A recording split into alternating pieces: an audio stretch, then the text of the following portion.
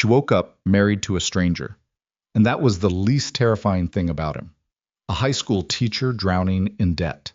A man whose name made powerful people go quiet. One drunken night in Las Vegas. One contract worth $250,000. What began as the worst mistake of her life was about to become the only real thing in it. If you've ever made a decision that changed everything, stay with me until the end. Hit like, drop a comment with the city you're watching from. I want to see how far this story travels. At the sea, the headache hit her before consciousness did. It rolled in like a wave breaking against the inside of her skull. Dense, merciless, the kind that lives behind the eyes and doesn't negotiate. Avery Hart surfaced from sleep the way a person surfaces from deep water.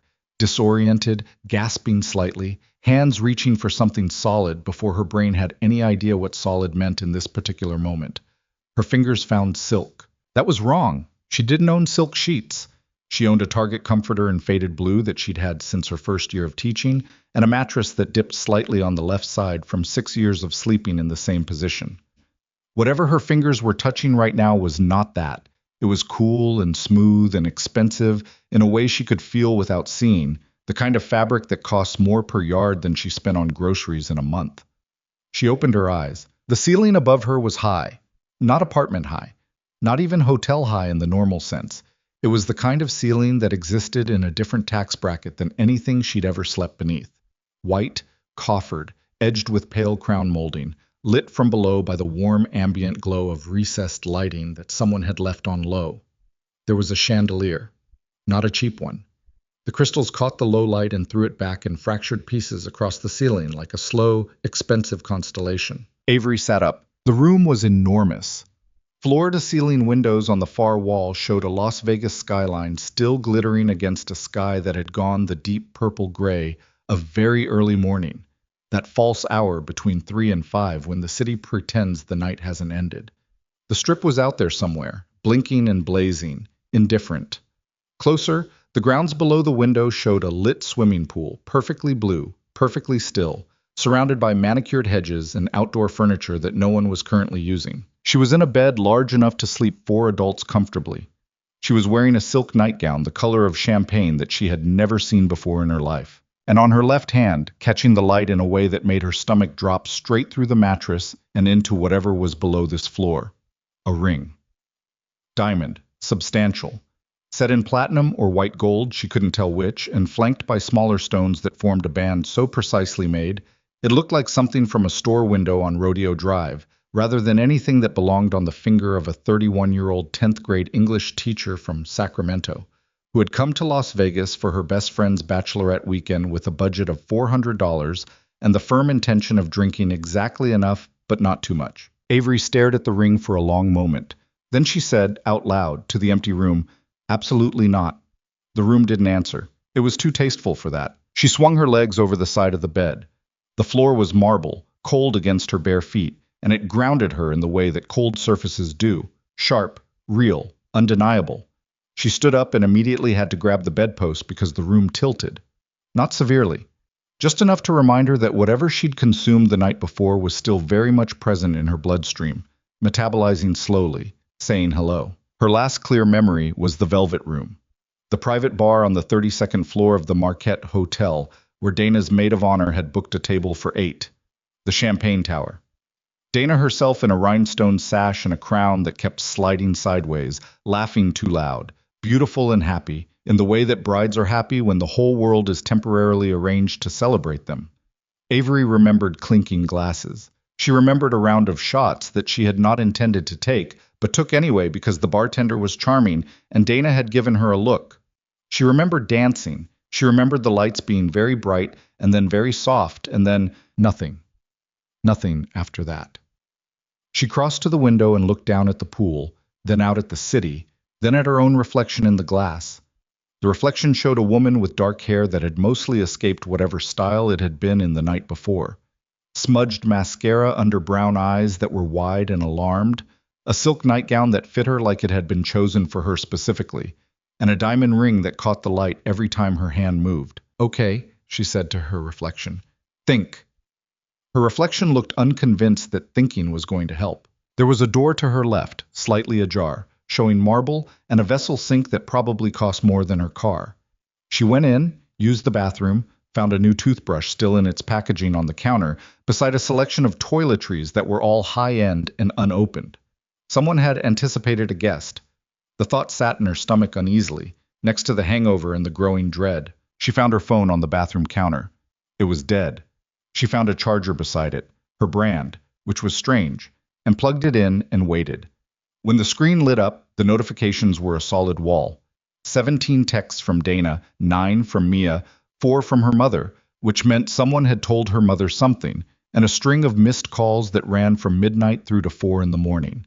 The texts from Dana started coherent and escalated quickly. "Where did you go? We lost you after the Marquette." Then 40 minutes later, "Avery, call me." Then, "Avery." Then at 2:47 a.m., "Someone said they saw you at the chapel on Flamingo with a man. Please tell me that's not true. Call me." Avery read that one twice. Then she looked at the ring. Then she read it again. She was still staring at her phone when the bedroom door opened. The man who walked in was not what she expected, though she couldn't have said what she expected. He was tall, several inches over 6 feet, and he moved through the doorway with the unhurried ease of someone who had never in his life entered a room uncertain of his welcome. He was dressed in dark trousers and a white shirt with the sleeves rolled to the elbows, no tie, looking like someone who had been awake for hours or possibly hadn't slept at all. His face was hard-planed and striking in a way that wasn't quite handsome in any conventional sense. Too angular for that, jaw too set, eyes too sharp, but impossible to look away from. Dark hair, slightly disheveled, a faint shadow of stubble along his jaw. I was carrying 2 cups of coffee. He looked at her standing in the bathroom doorway holding her phone, registered her expression, and said with complete calm, "You're awake." "Who are you?" Avery said. Not a question, a demand, and "Roman DeLuca." He set one of the cups on the dresser closest to her. "You take it black. You mentioned that last night." "I don't know you." "You did, by the end of the evening." He held his own cup and watched her without apparent discomfort.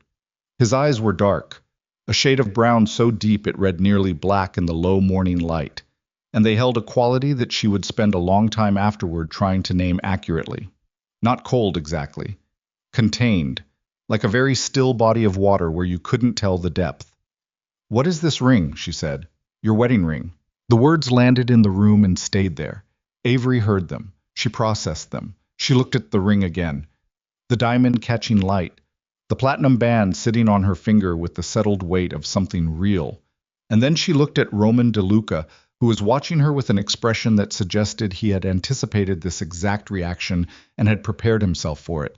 "That's not—" She stopped, started again. "That is not possible. I have the license." "You have to be—" She crossed the room, not entirely steadily, and stopped in front of him. He didn't move back. They were close enough that she had to tip her chin up slightly to maintain eye contact, which she resented. "You're telling me we got married?" "At 11:53 last night, Chapel of Eternal Promises on Flamingo Road. The officiant's name was Gerald. He had a bolo tie." "I was drunk." "Yes. We were both—" "I was not drunk." He said it flatly, without apology or defensiveness. "Just a fact, offered plainly. I was entirely sober." The silence that followed was not comfortable. Avery took a step back from him. Her mind was moving fast and not well, skipping between the ring and his face, and Dana's texts, and the word license, and the ceiling, and the skyline, trying to build a coherent structure out of scattered pieces and failing because there was a foundational piece missing, namely, how does a sober adult man end up in a midnight wedding chapel in Las Vegas with a woman he has met once, who is clearly intoxicated, and go through with the ceremony? "Why?" she said. I was quiet for a moment. Not evasive. She got the impression he wasn't someone who evaded. More like he was choosing the specific words he wanted rather than grabbing whatever came first. "That's a longer conversation," he said. "One I'd suggest we have after you've eaten something. You look like you're going to either pass out or come at me, and I'd rather you were steady for either." "I want an annulment." "I know. Today. I want to start the process today." "You can." He moved past her to the window, looked out at the pool, the city. His profile against the glass was sharp and still. "Or you can hear what I'm offering first." "You're offering something." "Yes. You married a stranger at midnight and you have an offer ready. Her voice came out flat. That's not alarming at all. The corner of his mouth moved, not quite a smile, something adjacent to it. Drink your coffee, he said. Then we'll talk. Avery drank the coffee. She drank it standing in the bedroom of a man she'd married while blackout drunk, in a nightgown that wasn't hers, wearing a ring that could probably pay off her student loans twice over, watching the Las Vegas sky turn from purple-gray to pale orange as the sun began its indifferent ascent over the desert. She drank it black because she did, in fact, take it black. And the fact that he'd remembered, that he'd anticipated, sat uncomfortably in the back of her mind alongside everything else. He gave her space. He sat in a chair near the window, not crowding her, not watching her too closely. She appreciated that more than she wanted to. By the time the cup was half empty, her headache had retreated from a roar to a manageable throb, and her mind was assembling itself into something functional. She sat on the edge of the bed because her legs were not going to hold her up indefinitely, and looked at him. Talk, she said. Roman set down his own cup.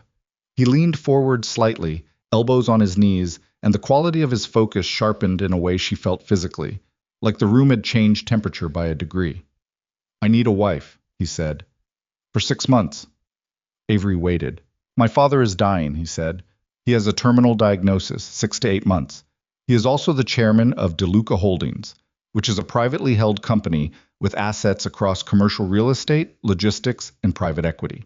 When he dies, control passes to the board.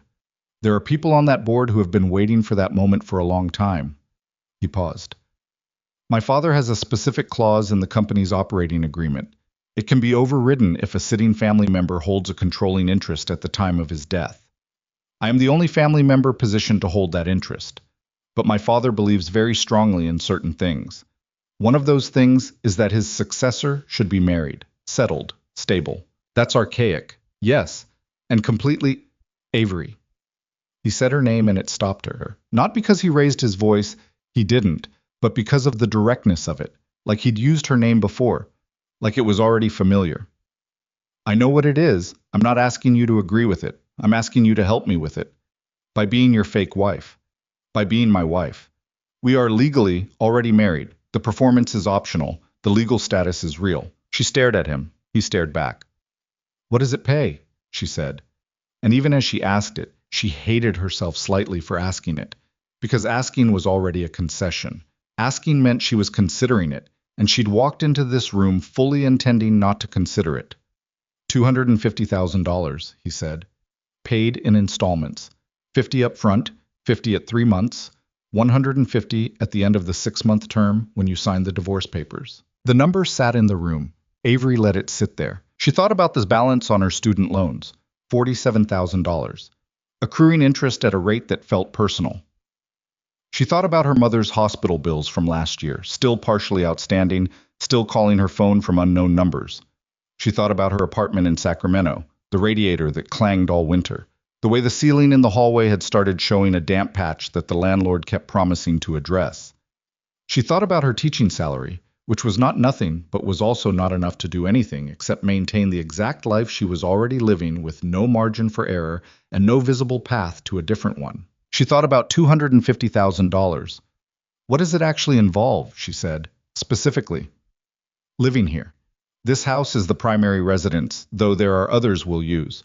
Appearing at family dinners, business events, public appearances. Presenting as a genuine couple. My father will want to spend time with you. He's ill, but he's sharp. His people will watch you. You'll need to be convincing. And you'll be convincing too? Or am I just performing on my own? Something moved in his expression. I'll hold up my end. What about my job? My life in Sacramento. The school year ends in 3 weeks. That's June. The 6 months runs through December. You can return to teaching in January. He paused. I'll compensate for any professional disruption beyond that. And She stopped. Chose the words. This is contractual. There are limits. Yes. He didn't hesitate and he didn't look away. I'll have an agreement drawn up today. Explicit terms. Your own attorney should review it. I don't have an attorney. I'll provide one. Independent, no conflict of interest. She looked at him for a long moment. The morning light was growing, washing slowly across the room, and in it she could see him more clearly now. The fine quality of his shirt, The watch on his left wrist that was expensive without being showy. The way he held himself with a stillness that wasn't tension but was something adjacent to it. A man used to being watched, used to being assessed, used to waiting for people to make up their minds. What did I say last night? She said. She gestured vaguely. Whatever happened? You told me you were a teacher, he said. You told me you hated Las Vegas, but that it was your best friend's party. So you were here anyway. You told me you hadn't been on a date in 8 months because you were too tired to be interesting to anyone. You told me your mother was sick and that you were scared all the time about money, but you'd gotten very good at not showing it.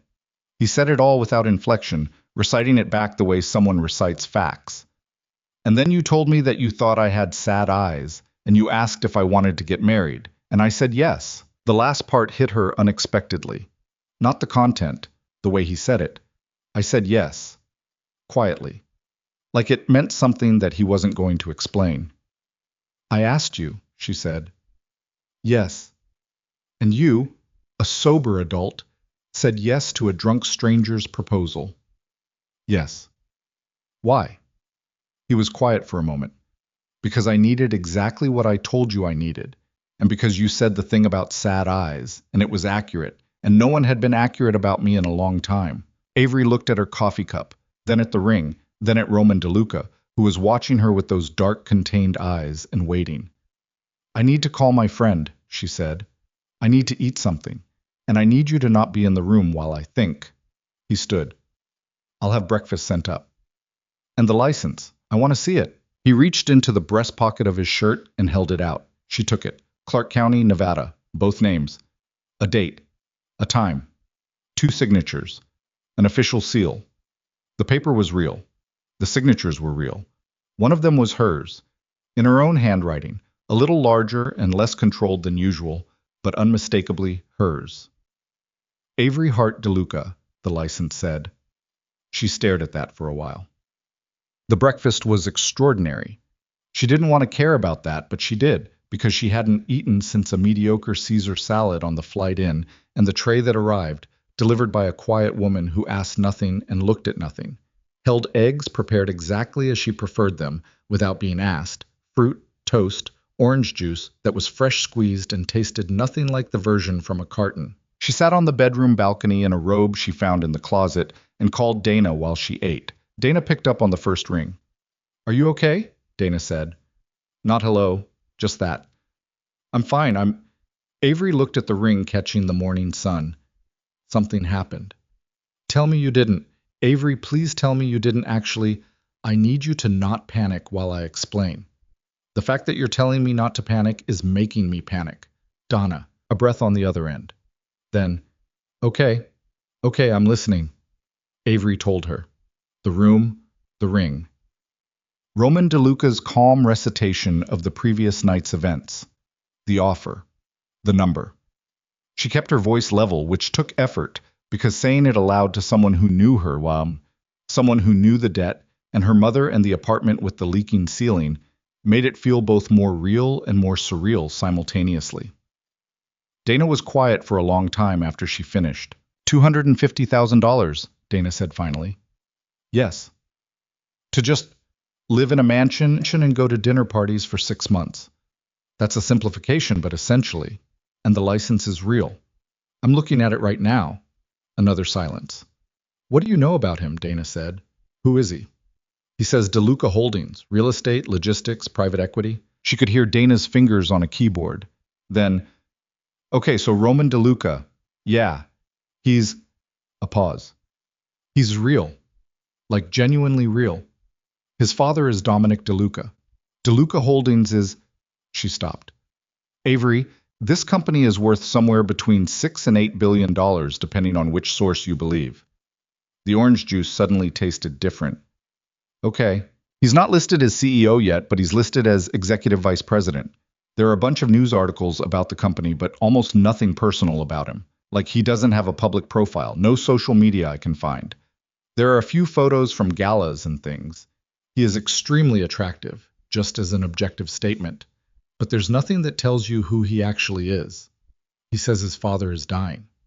Or he's lying. Why would he lie? He could have just let me wake up, get the annulment, and disappear.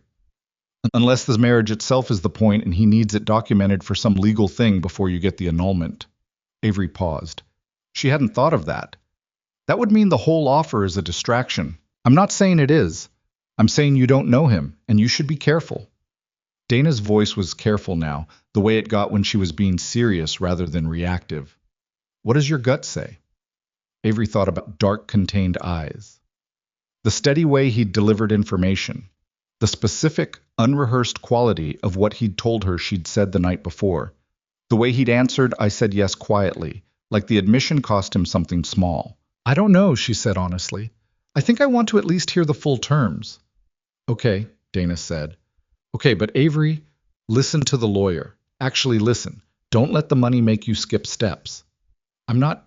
You're already considering it. I know you. You're calculating whether it solves the hospital bills. Avery said nothing.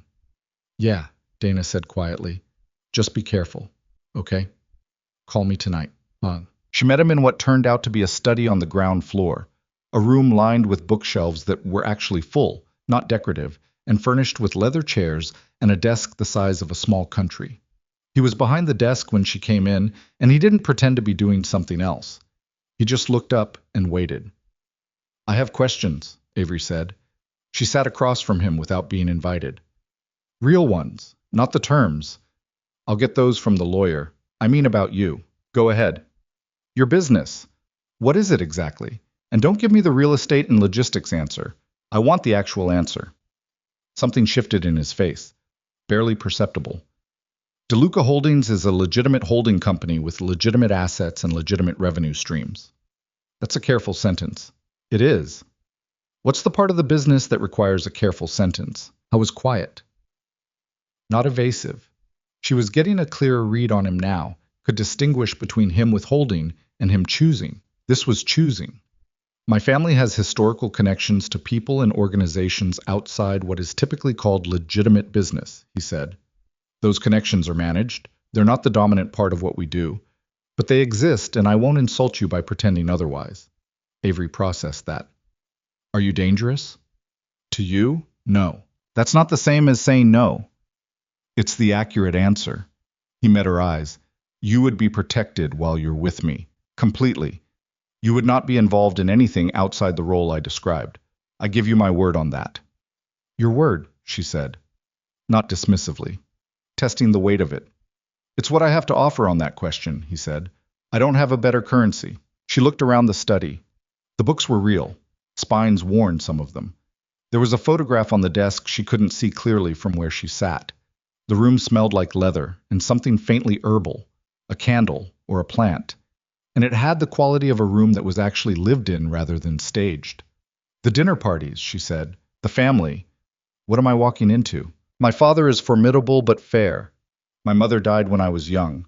I have one brother, Marco, who will be suspicious and unpleasant because that's his nature.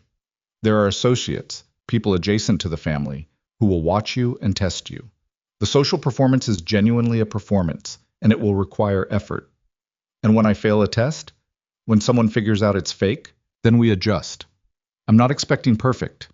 I'm expecting genuine effort and the ability to hold under pressure. He paused. You're a teacher.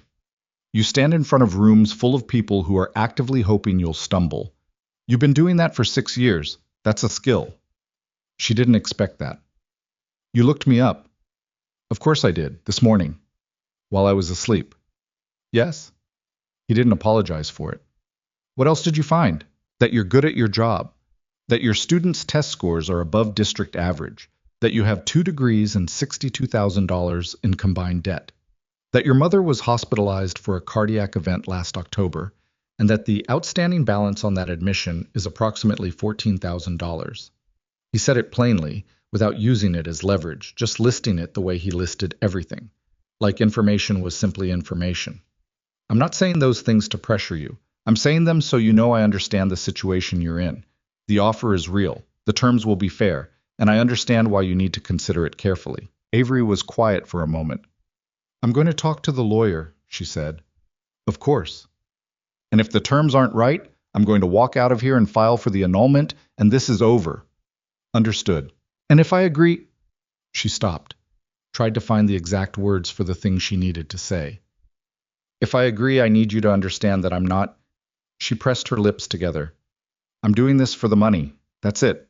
I'm not going to pretend otherwise with you, even if I'm pretending everything else with everyone else. You and I are going to be honest with each other about what this is. Can you commit to that? Roman looked at her for a long moment. There was something in his expression she couldn't read. Not quite surprise, not quite recognition. Something that sat between them. Yes, he said. I can commit to that. She stood up. Then have the lawyer here this afternoon.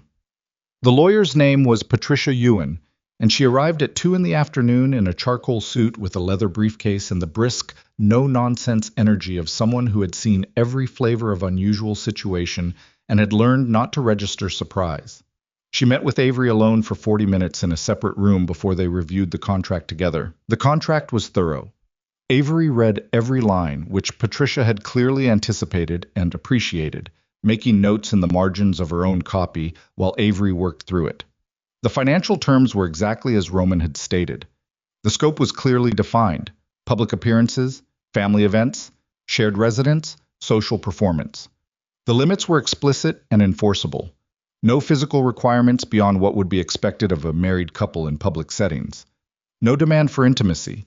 Full personal autonomy maintained within the contracted role. An NDA running both directions. A termination clause that protected Avery's financial interests even if Roman chose to end the arrangement early. It was, Patricia told her, a contract that had been written by someone who anticipated objections and removed them preemptively. Which is either very professional or very practiced, Avery said. Both aren't mutually exclusive, Patricia said. She capped her pen. The terms are genuinely protective of your interests. That doesn't mean this is a straightforward situation. Do you understand what you're agreeing to enter? A wealthy man's family theater, Avery said. A wealthy man's complicated family theater, Patricia said. There's a difference. Have you done any research on the DeLuca family? Some. Patricia looked at her evenly. Do more, she said, before you sign. What am I going to find? Nothing specific, that's the thing. Very little specific, which, in my experience, is itself specific. Avery held that. But the contract is sound. The contract is sound. Patricia closed her briefcase. The contract is not the risk. What? She signed it at 4:30 in the afternoon. She signed it in Roman's study, at his desk, with him seated across from her and Patricia Ewan beside her, and the late desert sun coming sideways through the tall windows.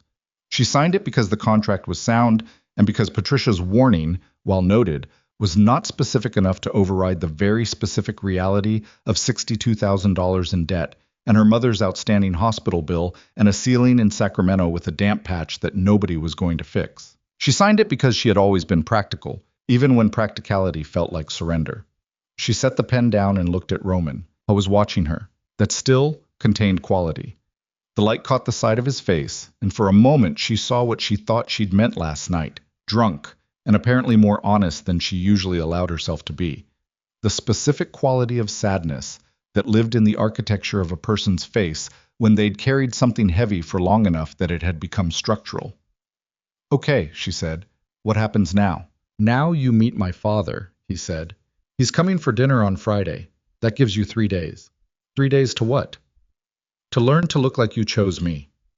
Avery looked at the ring on her hand, at the signature she'd just written, at the window and the desert beyond it, vast and dry and indifferent. I didn't, she said. No, he agreed, but you're here. The silence that followed was the first one that felt, in some small and complicated way, like they were on the same side of something. She wasn't sure that made her feel better. The 3 days moved fast. Roman did not hover. He gave her the house, or the relevant parts of it, and a daily schedule, and the name of a woman named Claire who served as a kind of household coordinator, and who appeared at Avery's door each morning with a warm expression and a tablet containing the day's logistics. Claire was efficient, tactful, and clearly expert at managing people who were navigating unusual circumstances without making them feel managed. On the first day, Avery explored. The mansion was large without being obscene. 4 bedrooms, a library, a gym, a formal dining room that connected to a chef's kitchen, an infinity pool that backed up to a view of the valley. Her room was the one she'd woken up in. Roman's was across the hall and further down, a detail she'd confirmed by quietly checking. Separate bathrooms, separate spaces. The contract's terms made physical in the architecture of the house. On the second day, Roman sat with her for 3 hours and they went through the family. Dominic DeLuca, 71, dying of pancreatic cancer, still running the company from a wheelchair when he felt strong enough, sharp as broken glass. He had married Roman's mother young and buried her when Roman was 9. He had built DeLuca Holdings from a real estate operation in New Jersey into something that spanned 4 states and several continents, and he was the kind of man who considered his legacy as seriously as other men considered their health. Marco DeLuca, 36, 4 years older than Roman, who had expected to inherit the company and had been passed over in their father's succession, planning for reasons that Roman stated briefly and without elaboration. There were cousins, associates, a woman named Elena, who had been Dominic's personal assistant for 15 years, and who was, Roman said, smarter and more observant than anyone in any room she entered. "What about you?" Avery said, midway through the second afternoon, sitting across from him in the library with a legal pad full of notes in front of her. "What do I need to know about you? The version that your father believes?" Roman looked at the question for a moment.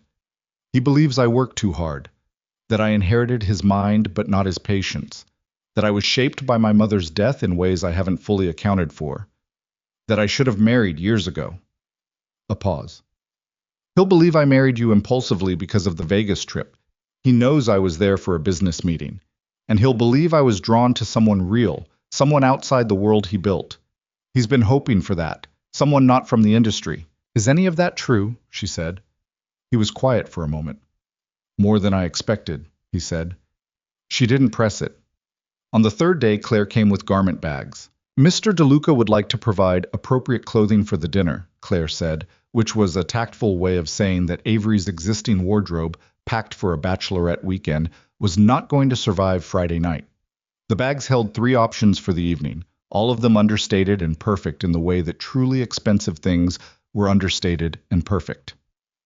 Avery picked the navy one, which fit like it had been measured, which she suspected it had been. She stood in front of the mirror in the navy dress, and her own reflection looked back at her, composed, presentable, the diamond on her finger catching the light. And for a moment she almost convinced herself. Almost. Friday arrived like a verdict. Dominic DeLuca arrived at 6:15 in a black car that Avery watched from an upstairs window. He was helped from the car by 2 men, not because he was frail. He moved with a deliberate strength that illness had bent but not broken, but because he used a cane now, which he carried with the irritated dignity of a man who had recently been forced to acknowledge his own body's limits. I was tall, like Roman. White-haired, thick through the shoulders, dressed in a suit that was impeccably dark. His face was the origin point for Roman's, the same strong jaw, the same quality of fixed attention, just weathered and marked by 7 decades and whatever that 7 decades had contained. Marco was with him. The brother was broader than Roman, built differently, with none of Roman's stillness. He moved restlessly, hands in his jacket pockets, eyes moving around the entrance hall as they came in, cataloging. He was handsome in a more obvious way, the kind of face that had probably been useful in rooms full of people who underestimated it. His eyes found Avery immediately. She was standing at the base of the main staircase beside Roman, and she felt Marco DeLuca's gaze land on her the way you feel weather changing. A drop in pressure, something anticipating. Roman's hand found the small of her back. The touch was light, professional, practiced, and warm. She hadn't expected warm. "Avery," Roman said. "My father, Dominic. My brother, Marco." Dominic crossed to her with deliberate steps and took her hand in both of his. His grip was still strong. He looked at her. Not quickly, not dismissively, but with the thoroughness of a man who had spent a lifetime reading people and was now applying that skill with the urgency of someone who had limited time to spend it. "So you're the woman," he said. "I'm one of them," she said. Something moved in his eyes. "Roman told me you were direct." "I don't have the energy not to be." Dominic held her gaze for a moment longer. Then he said, still looking at her, "She'll do." Marco made a sound that was not quite a laugh and not quite dismissal, but contained elements of both. Dinner was 3 hours long. Avery survived it the way you survive an exam you've studied for but can't fully prepare for. By being present, by listening, by asking the right questions, and answering the ones she could, and deflecting the ones she couldn't with the particular skill of someone who had spent years managing a classroom of people testing her authority. Dominic asked about her teaching, her family, where she'd grown up, how she'd met Roman. She had the story. They'd worked it out. But she didn't recite it. She talked around it, which was more convincing. Marco was quiet for most of the meal, watching. When he finally spoke to her directly, it was over dessert, and his voice carried a pleasantness that didn't reach his eyes. Roman never brought anyone home before, he said. Not once, in 40 years of dinners. 32 years, Roman said. I wasn't attending family dinners before I was born. You know what I mean, Marco looked at Avery. It's unusual. I imagine it is, she said. How long have you two been together? Before Vegas? She felt Roman's leg press briefly against hers under the table. Confirmation, steadiness. She'd expected tension. She got something else. Not long, she said, but sometimes long isn't the point. Marco smiled. It was a careful smile. That's romantic, he said. Very romantic. The words sat in his mouth like something he was tasting for poison. After Dominic and Marco left, Dominic embracing Roman for a long moment near the door, whispering something in his ear that Roman received without expression. The house went quiet. Avery kicked off her heels in the entrance hall and stood in her stockinged feet on the cool floor and let out a breath that she'd been holding, it seemed, for about 3 hours. Roman was still at the door. He turned and looked at her. You were good, he said. I was terrified. You were good, he repeated. My father likes you. Your brother doesn't. Marco doesn't like anyone. He doesn't like me. He came back down the hall toward her, loosening his tie. You handled the dinner question well. I deflected the dinner question. That's handling it. He stopped a few feet from her. In the entrance hall's softer lighting, with the tie loosened and the evening done, he looked different than he did in the study. Less formal. Something slightly more exposed. What did your father say to you at the door? She said. He was quiet for a moment. He said she's real, Roman said. He said he was glad I finally... He stopped. He said he was glad. Avery looked at him. At the particular way he'd stopped mid-sentence. At the thing that moved briefly across his face before he locked it back down. She thought about what he'd said the night before. No one had been accurate about me in a long time. She thought about sad eyes. She thought about the fact that she was standing in a stranger's house in a dress that cost more than her laptop, wearing a ring that constituted legal marriage to a man she'd known for 48 hours, and that her mother was going to call eventually, and she was going to have to say something, and that in approximately 5 months and 3 weeks, she would sign divorce papers and walk away with enough money to change the course of her life. She thought about how none of that felt as simple as it had seemed when she was doing the math. Thank you, Roman said. For tonight. She nodded. She picked up her heels. She walked toward the staircase, and at the bottom of it she paused without fully knowing why. Your father, she said. Is he really dying? Yes, Roman said. Just that. No embellishment. She looked at him once more. In the light at the end of the hallway, standing alone in his own house with his tie half undone and his face held carefully neutral, he looked like exactly what he'd told her she'd said. A man with sad eyes. She went upstairs. She lay in the silk sheets of the enormous bed and stared at the expensive ceiling and turned the ring around her finger in the dark, round and round, the diamond and the band. In the morning, everything would be fine. She would be professional. She would be practical. She would execute the terms she'd signed and collect the money and leave in December, and her life would be different in the ways she'd planned. That was the arrangement. That was all this was. Her phone buzzed on the nightstand. A text from a number she didn't recognize, sent to the cell phone number she'd had for 3 years. We know about the heart woman. Tell DeLuca she should go home before someone makes that choice for her. Avery stared at the screen. The diamond on her hand caught the light from the phone. The house was quiet. Outside, beyond the walls and the guards and the manicured hedges, the city blazed on, indifferent and endless. She stared at the message for a long time. Then she got up, walked down the hall, and knocked on Roman DeLuca's door. Well, Roman answered the door in 30 seconds.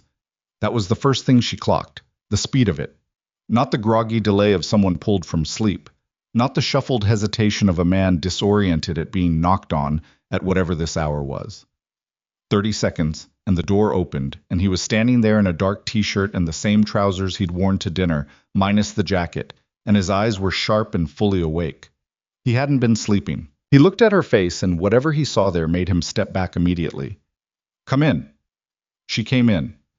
His room was larger than hers and less furnished, deliberately sparse, she thought, the way rooms look when the person living in them doesn't want too many things around them. A desk with a laptop open to something she couldn't read from this distance. A lamp on. A glass of water. He had been working, or something close to it. She held out her phone. He took it, read the message. His face did not change in any way that was readable, but something in his posture changed. A kind of settling, a consolidation, the way a structure shifts when a load is placed on it. He handed the phone back. "When did this come in?" 10 minutes ago." "Have you replied?" "No." He crossed to his desk and picked up his own phone. She watched him type a message, short, fast, not looking at the screen, the way someone texts who has done it in the dark many times. He made a call immediately after. 2 sentences, quiet, then he hung up. "My security team is already checking the number," he said. "It'll be a burner. They'll trace the tower if they can." He looked at her. "Are you all right?" "I don't know yet." She was still holding her phone. The screen had gone dark. "Who sent that?" "I don't know yet either." "But you have a guess." I was quiet for a moment. Not evasive. Choosing. "There are several people who would have an interest in destabilizing our arrangement. Tonight's dinner went well.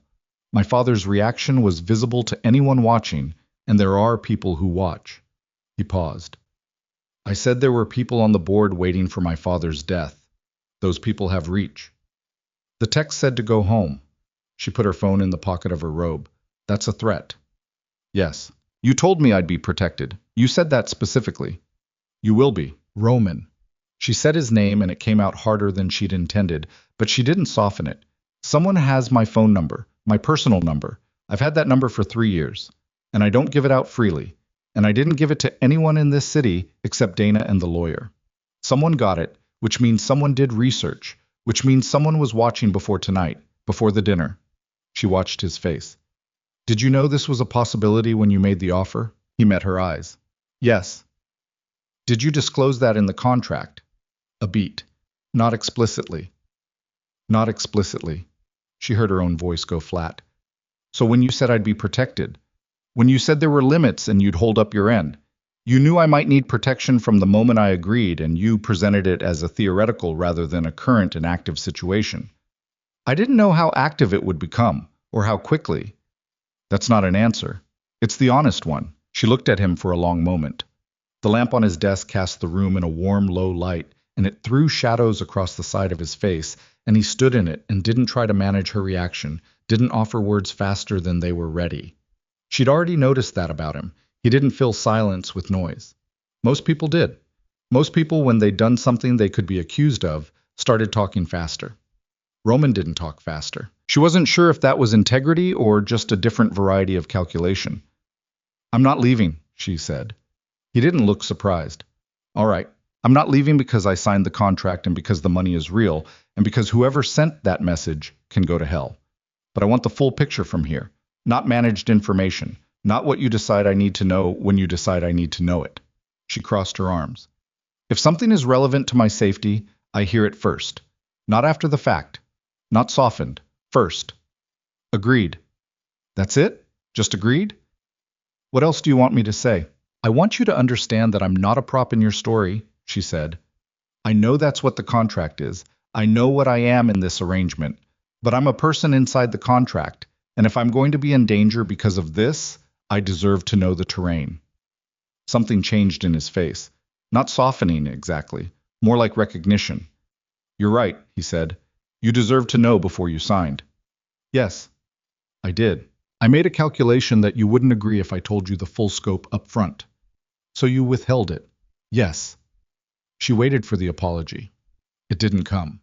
He held her gaze and said nothing further and didn't dress it up and didn't reach for language to make it less than what it was. She found, unexpectedly, that the absence of the apology bothered her less than the apology would have. "Go to sleep," he said. "My team will have someone on your door tonight. In the morning, we'll go through the situation properly. I'll tell you what I know." She turned for the door. "Avery." She stopped. "I don't think you're a prop," he said. "I want to be clear about that." She left without answering.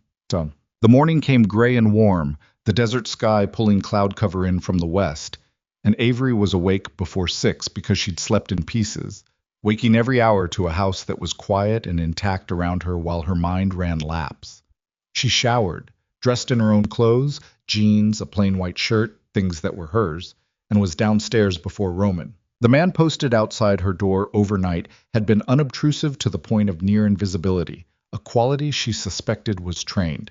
I was gone by morning, replaced by the normalcy of Claire in the kitchen, and coffee already made, and the newspaper that Roman apparently still received in print laid on the counter.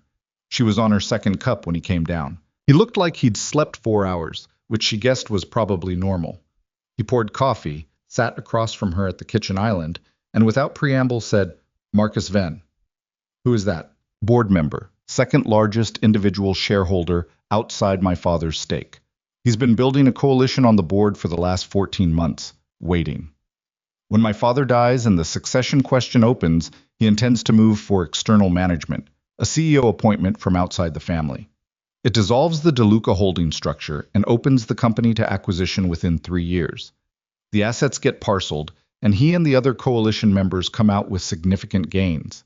And if you control the family stake when your father dies, he can't do it. He needs either a divided family or no family representative. A married, stable successor with a united front shuts the door." He drank his coffee. "He has resources, and he's not patient. He would have people watching my father's condition. He would have known about Vegas. I was there for a meeting that included 2 of his associates. He moved fast." The text came from Venn, almost certainly from someone working for him. He wouldn't do it personally. Avery turned her cup in her hands. "What can he actually do to me?" Roman's jaw tightened, almost imperceptibly. "Pressure, investigation, trying to find cracks in the story. He might approach you directly. He might approach people close to you, your friend Dana, your family." "My mother?" "Possibly." She set the cup down. "If anyone approaches my mother, I'll put protection on her today." She looked up at him. He said it simply, like it was already decided, like the outcome of if was never in question. "She doesn't know I'm here," Avery said. "She doesn't know about any of this. I've been putting off calling her because I don't know what to say. You'll need to tell her something, a version of something. People who care about you are vulnerabilities if they're uninformed. They react unpredictably when approached. My mother is not a vulnerability. To someone with Venn's resources, everyone is a vulnerability." He said it without cruelty, just plainly. "I'm not trying to alarm you. I'm telling you what I told you I'd tell you." She absorbed that. "All right," she said after a moment. "I'll call her today." But she called her mother from the garden, standing near the pool in the gray morning warmth, watching the water move slightly in the desert breeze. Her mother picked up with the particular energy of someone who had been waiting. "Avery Marie." "Hi, Mom. I have 17 missed calls from your number and then nothing, and Dana called me." "Dana called you?" "She was worried. She said you were in some kind of situation. She didn't say what kind, and I have been—" A breath. Her mother, contained in a way that Avery recognized as the controlled version of significantly not contained. "Tell me what's happening." Avery looked at the pool, the smooth blue surface, the way the light came through the clouds and lay across it without conviction. She told her mother a version of the truth. Not the contract, not the money. Those pieces she couldn't explain in a way that wouldn't end in an argument she wasn't prepared to have. But the marriage, the drunken ceremony, the reality of it, the ring on her finger, those she told. She told her mother she was staying in Las Vegas for a while, that she'd met someone, that it was complicated and she was handling it and she needed her mother to not worry.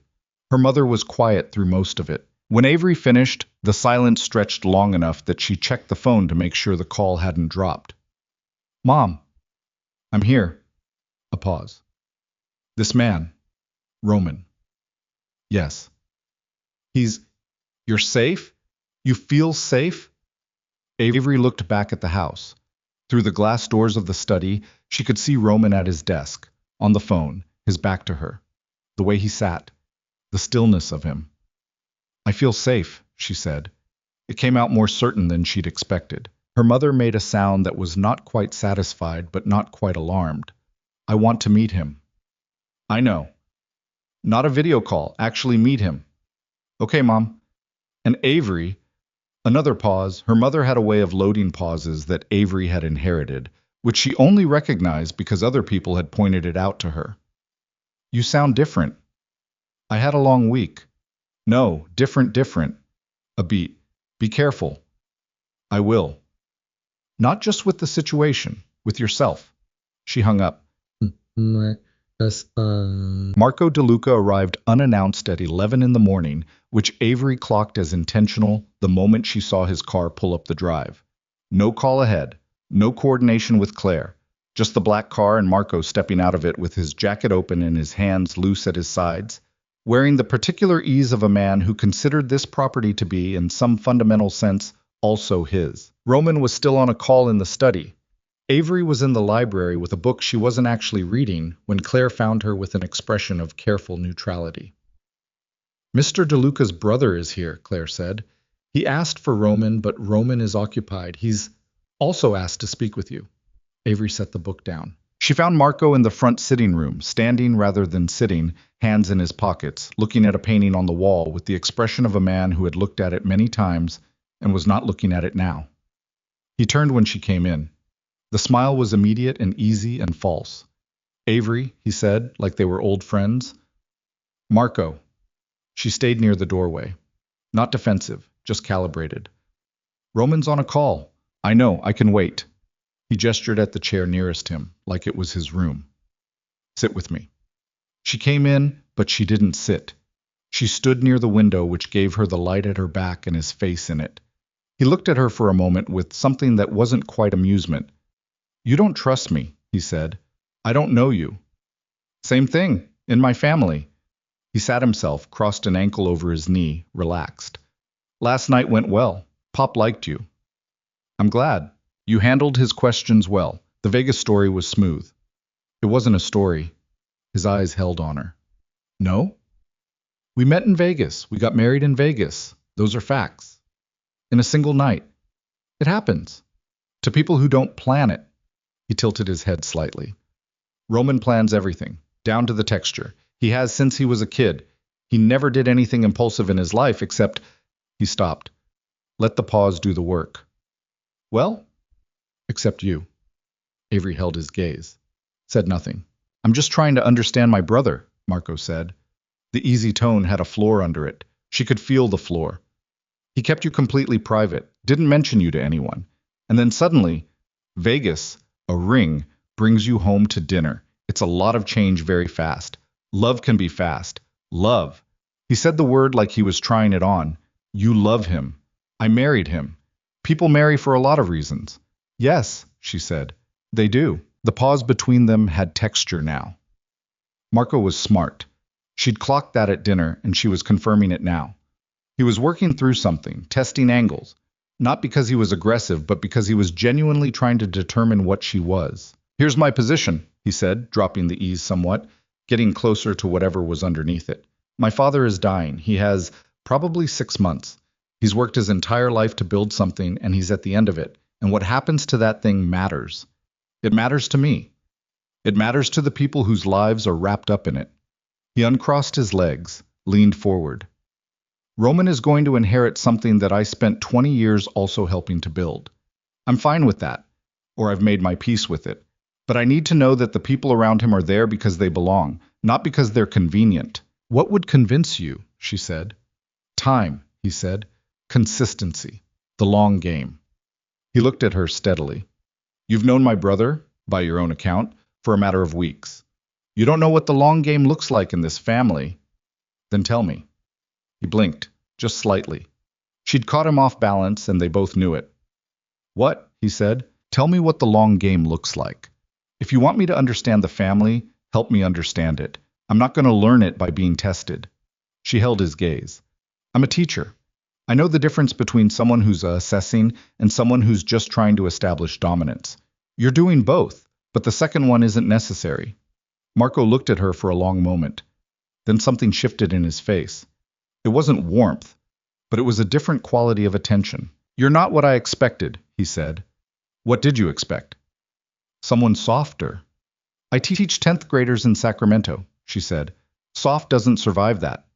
The corner of his mouth moved, almost. My brother, Marco said, and now his voice had changed, quieter and more complicated. When our mother died, he went very quiet. He was 9. He just stopped talking for a while.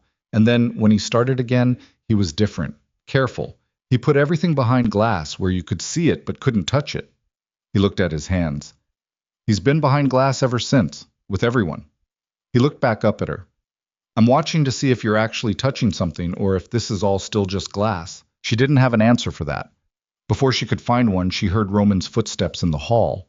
And then he was in the doorway, taking in the scene, Avery by the window, Marco in the chair, the particular atmosphere of a conversation that had gone somewhere real. His eyes went to her first. A check, quick, involuntary. Then to Marco. You should have called, he said to his brother. You would have prepared a version of yourself, Marco said simply. Roman came into the room. The quality of the air changed when he entered it, a pressure, a directionality. Avery had noticed this before, the way rooms responded to him without his seeming to require it. What do you need? Roman said. I need you to be straight with me about Ven. The name landed in the room. Roman didn't react visibly, but Avery saw his hand at his side close slightly. A small thing. She was becoming fluent in small things. What about him? Roman said. He called me last night, after the dinner. Marco stood. He told me that you've been overstating Pop's condition to accelerate the succession timeline, that you've been managing Pop's medical team to keep him compliant, and that the diagnosis is real, but the time frame is being manipulated. Avery watched Roman's face. That's a lie, Roman said. I know it might be. I also know Ven doesn't lie without a reason, and his reason right now is to split us. Marco's voice was careful now, genuinely careful. I'm telling you what he said so you know he's moving, not because I believe him. You believe part of it. I believe...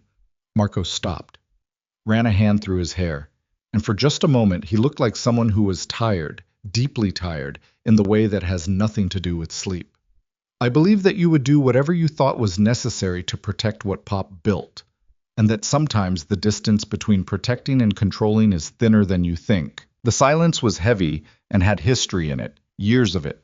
The kind of silence that exists between people who have had the same argument so many times, it stopped needing words. I am not managing Pop's medical team, Roman said. His prognosis is what his doctors say it is. If you want to verify that independently, do it. I'll give you the name of every physician. I don't need to verify it. Then why are you here? Marco looked at him. Because Ven is going to come at you hard, and when he does, he's going to try to use me to do it. I wanted you to know that I'm not going to be used. He glanced at Avery once, briefly, something in it that was neither hostile nor warm, but acknowledged. Then back to Roman. Watch your back, he said. He's not working alone. He left. The house settled around them again. Outside, his car started and moved down the drive. Avery looked at Roman. Not working alone, she said. No. He said it quietly, looking at the empty doorway. He has someone inside. Inside this house? Inside the company.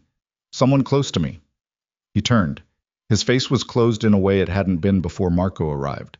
I've suspected it for 2 months. I haven't been able to confirm. So while you've been managing this whole situation, the dinner, the arrangement, making sure everything looked right, there was already someone feeding information out. Yes. She absorbed that. The room felt different, smaller. The morning's gray light through the windows was less benign now. Your security team, she said. The people on the property. Can you trust them? The person, yes. The broader staff. I'm less certain. She thought about the text on her phone last night. The speed of it, dinner ended, and within 2 hours someone had reached her private number. Someone at the dinner, she said. Roman looked at her, and she saw it in his face. He'd already thought of this, was already there, had arrived there at some point in his sleepless night, and was now watching her arrive alongside him. The house staff, he said. Elena. Your father's assistant was here last night? She coordinated the dinner details with Claire. She wasn't present for the meal, but she was in the house. Avery thought about Elena. The 15 years, the smartest person in any room. You think she's working for Ven? I think it's possible. He crossed to the window, looked out. If she is, then everything my father has said to her for 15 years has been filtered. Every decision, every communication, every indication of his thinking on the succession. He paused. It would explain a great deal. Can you confront her? Not without proof. If I move on her without proof and I'm wrong, I damage my father's trust irreparably, and Ven wins that round anyway. He turned. His voice was controlled, but she could hear the strain underneath it now, thin and real.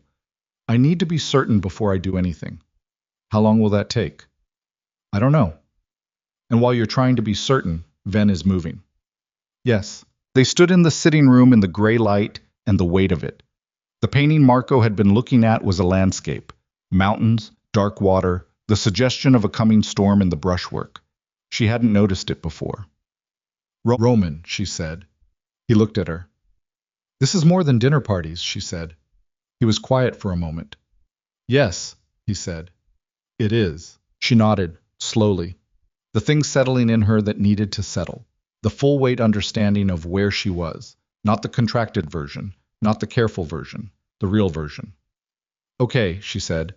He looked at her with something that might have been gratitude if he'd been a different kind of person, or she'd been a different kind of situation. Instead, it was just steadiness, mutual. Okay, he echoed. Wow. The next 8 days moved differently than the first 3. She learned the house in a new way, not as a guest cataloging luxuries, but as someone who understood that the space had sightlines and blind spots and that both mattered. She noticed which staff members made eye contact and which ones didn't. She noticed the car that parked on the road outside the property for 90 minutes on Tuesday morning and was gone before Roman's security team could run the plates. She noticed that Roman ate breakfast early and worked late, and that the hours in between had a different quality, less guarded, more present, showing in small ways that she was accumulating without trying to. He read. That surprised her, even though there had been the bookshelves. He read at the kitchen island at night, after she thought he was working, actual books with broken spines, the kind of reading that was habitual and necessary rather than performative. She caught him once with a novel she recognized. She'd taught it to juniors, had a worn copy in her apartment in Sacramento, and the surprise on his face when she named it was the first genuinely unguarded thing she'd seen from him. You know it, he said. I've taught it 4 times. He looked at her for a moment, something recalibrating in him. What part are you at? The part where she makes the decision she can't take back. A pause. That's the whole book, he said. She'd laughed. She hadn't expected to laugh. They had dinner together 3 times that week without it being planned or required by the contract. Not formal dinners. Whatever was made or ordered, eaten at the kitchen island or the small table in the back room that looked over the garden. He was a different person eating informally. Less architecture, less management. He asked about her students, specific ones she'd mentioned, and remembered the details when she brought them up again. She found herself talking more than she meant to, being more honest than was strictly necessary. She told herself it was familiarity, proximity, the natural consequence of living in the same house. She told herself that more than once. On Thursday, Dominic called. He asked to see her alone, not Roman, specifically her. And the call lasted 40 minutes, mostly him asking questions about her childhood, her mother, why she became a teacher. The questions of a man mapping a person carefully. At the end, he said, Roman hasn't been happy in a long time. I need you to know that I can see the difference. She didn't know what to say to that. Okay, she said. That's all, he said. I just wanted you to know I can see it. He hung up. She sat with the phone in her hand and the afternoon light falling through the window of the room she'd started thinking of as hers, and she felt the contract thinning in some way she couldn't measure or account for. The call from Dana came on Friday afternoon. Someone came to my apartment, Dana said. Her voice was the controlled version of not controlled, which on Dana meant serious.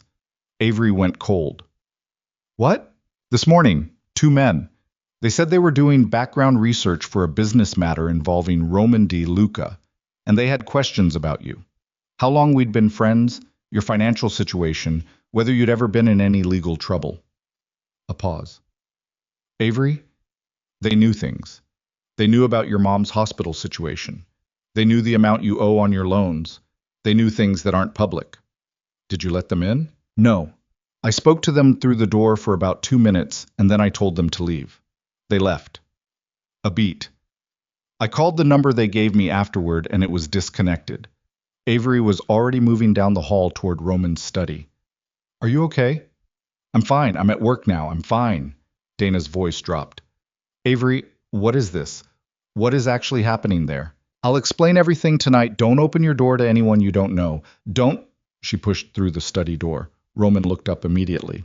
She said to Dana, I'll call you in 1 hour, and hung up. Someone went to Dana's apartment, she said. This morning, 2 men, questions about me. They had private financial information. Roman was already on his feet, phone in his hand. Address? She gave him Dana's address in Sacramento. He was typing it before she finished. He made the call. Shorter than the ones she'd witnessed before, harder, the kind of conversation that contained an expectation of immediate compliance. Someone will be there within the hour, he said. Discreet. She won't see them unless something happens. This is what you meant about people close to me being vulnerabilities. Yes, you knew this was coming and you still didn't. She stopped herself, breathed. You protected her fast, faster than I expected. I told you I would. I know. She looked at him. I know you did. She pressed her hands flat against the desk, leaning slightly on them, feeling the solidity of it under her palms. Ven is escalating. He went to Dana to tell me something. He wanted me to know he can reach my people. Yes.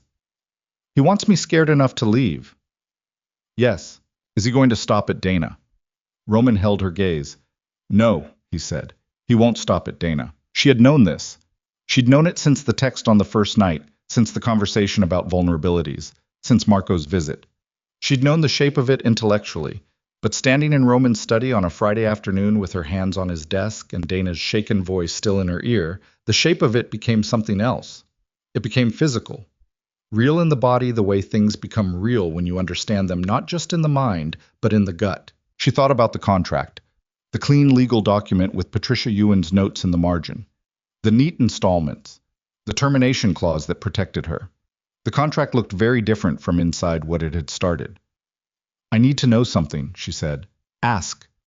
When this is over, when the 6 months end and your father is gone and the succession is settled and I walk away, she looked at him directly. Am I going to be safe after? He didn't answer immediately. The pause was small, but it was there. Roman. The situation will be resolved by then, he said. Ven will have no leverage and no reason. That's not what I asked. I will make sure you're safe, he said. Before, during, and after. She looked at him, the desk between them, the controlled stillness of him, the held quality of his expression, and underneath it, if she was reading him correctly, if she was becoming fluent enough in the small things, something that was not calculated, something that was just true. She believed him. She didn't want to examine too closely why she believed him. She straightened up, ran a hand through her hair. I'm going to call Dana back, she said. And then I'm going to need you to tell me everything about Ven. Not the overview, everything. Tonight, he said. After dinner. She nodded, turned for the door. Behind her, Avery. She stopped. Thank you, he said, for not running. She stood in the doorway for a moment without turning around. Don't thank me yet, she said. She went to call Dana. She was halfway down the hall when her phone rang. Not Dana. Not her mother. A number she didn't recognize. Local Nevada area code. She answered. The voice on the other end was a woman's, older, precise, unhurried. Ms. Hart, the voice said. My name is Elena Vasquez. I believe we need to talk. Privately.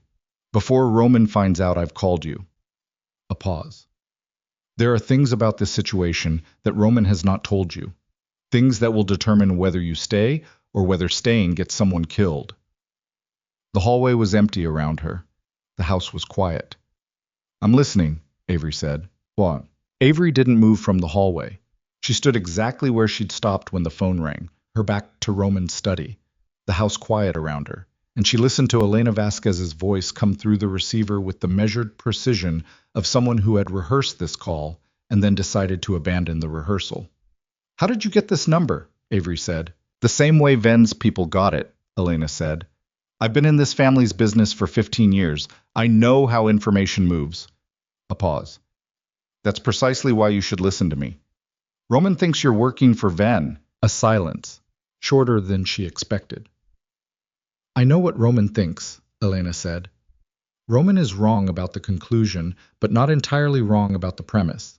That's what I need to explain to you. Her voice was steady, unhurried, the voice of someone with a great deal of practice at delivering difficult information to people who didn't want to receive it. Not on the phone. I need to see you in person, without Roman. I'm not meeting you alone. I'm not asking you to meet me in an alley, Ms. Hart.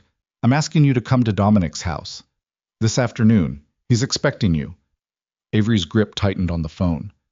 Dominic asked you to call me. Dominic asked me to arrange it. A careful distinction. He needs to tell you something. He's been trying to find the right moment, and there isn't going to be a right moment, so he's making one. The voice shifted slightly. Not softer, but more direct, like a layer of professional distance dropped. He's running out of time, Ms. Hart, in more ways than one. Avery looked at the door of Roman's study at the end of the hall, the light under it, the sound of him, barely audible, on another call. If I tell Roman, he'll stop you from going, Elena said, and then you'll spend the rest of this arrangement building your understanding of this situation on a foundation that has a crack in it, one that will eventually give way under pressure. A pause. The choice is yours. I'm telling you the address. Whether you come is your decision. She gave the address. She hung up.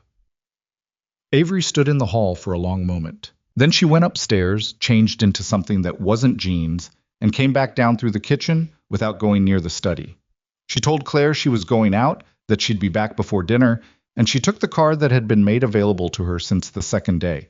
Not a DeLuca car, not tracked on their system, a lease in her own name that Roman had arranged as part of her personal autonomy clause. And she drove to Dominic DeLuca's house. She told herself it was a rational decision. She told herself that the whole way there. Dominic's house was smaller than Roman's, which surprised her. Not modest. Nothing about this family was modest, but human-scaled. A single-story structure in a quiet neighborhood on the western edge of the city, surrounded by mature trees that softened the desert light. The kind of house that had been lived in long enough to have settled into itself. Elena met her at the door. In person, Elena Vasquez was exactly what Roman's description had implied, and more. Small, composed. A woman in her late 50s, whose face had been shaped by decades of careful observation into something that gave nothing away by accident. She looked at Avery with an assessment that was frank and thorough and completed in about 4 seconds. He's in the back, she said. He's been up since 5. It's a good day. He's clear. I need you to understand that what he tells you, he's telling you as himself. Not as a sick man. Not as someone confused by his condition. She held Avery's gaze. What he says to you today is what he has always meant. She led Avery through the house. Photographs on the walls, the accumulated weight of a life that had been enormous and was now mostly still. A younger Dominic in various contexts. Construction sites, boardrooms, charity galas, a single photo of him with a woman who had Roman's eyes and Marco's jaw, holding an infant. Avery looked at that one for only a moment. Dominic was in a sunroom at the back of the house. In a wheelchair today, rather than with the cane, positioned near the glass wall that looked out over a small garden. He was dressed, proper trousers, and a collared shirt, and when he turned at her footsteps, his eyes were exactly as Elena had promised. Clear, fully present, sharp as anything. Sit, he said, not unkindly, just direct. She sat in the chair Elena placed near him. Elena withdrew to the doorway and stayed there, present but removed, her specific version of privacy. Dominic looked at Avery for a moment. Then he said, How much has Roman told you about why he needs this marriage to hold? The board, she said. The succession, Marcus Venn. That's the business answer. He nodded slowly. It's accurate. It's not complete. He folded his hands in his lap. The hands were still large, the hands of the man he'd been before the illness diminished him architecturally. Roman took something from Venn 4 years ago. Not money, not property. He paused. Venn had a man inside DeLuca Holdings for 11 years, a financial director. He was feeding information, redirecting small percentages of transactions, building a structure over a decade that would have eventually allowed Venn to demonstrate a controlling financial interest in 3 of our subsidiary companies. It was sophisticated, extremely patient work. He looked at her steadily. Roman found it. He dismantled it quietly, without going to law enforcement, because going to law enforcement would have meant exposing the parts of our operation that don't survive that kind of exposure. He handled it internally. What does handled mean? Avery said. Dominic held her gaze. The financial director left the company. He left the city. He is no longer a problem. He let that sit. Ven lost 11 years of work. He lost money. He lost leverage he had spent a great deal of effort building, and he knew it was Roman who found him, even though Roman never confronted him directly. A pause. Ven has been waiting 4 years to answer that. The succession is an opportunity, but it's not the only motive. She absorbed that. Roman didn't tell me any of this. Roman doesn't tell people things he believes will make them afraid. That's not his decision to make. No, Dominic agreed. It is not. He looked out at the garden for a moment. That is one of his most consistent failures. He protects people by withholding from them. He learned it young, from me, if I'm being accurate about it, and it is a habit that has cost him. He turned back. I'm telling you because you have a right to understand the weight of what you've walked into. This is not a board dispute. Ven wants to destroy what Roman built, what I built, and he wants to do it by destroying Roman personally. The marriage, you're a piece of that. He'll try to use you to get to Roman in ways that go beyond pressure tactics. Avery's hands were very still in her lap. She was concentrating on keeping them still. What ways? Before Dominic could answer, Elena moved. A small, sharp movement from the doorway. She'd looked at her phone, and now her face had changed in a way that communicated urgency without a single word. He needs to know, Elena said. To Avery, not to Dominic. Dominic looked at Elena with the expression of a man who had anticipated this moment and had hoped it would come later. Tell me what, Avery said. Elena came further into the room. She stood near Dominic's chair, her phone held at her side. Ven has something on Roman, she said. He's had it for 2 months. I know about it because Ven approached me 6 months ago and offered me a significant amount of money to verify it. She met Avery's eyes. I didn't take the money. I also didn't tell Roman, which is the part of this that requires explanation. Why didn't you tell him? Because I wasn't certain how Roman would respond, and if he responded wrongly, it would have given Ven exactly what he needed. She pulled a breath. Ven has documentation. Financial records showing that Roman moved a significant sum, $11 million, from a DeLuca subsidiary account into an offshore structure 14 months ago. On paper, it looks like misappropriation, embezzlement from his own father's company. The sunroom was very quiet. Was it? Avery said. No. Elena's voice was firm.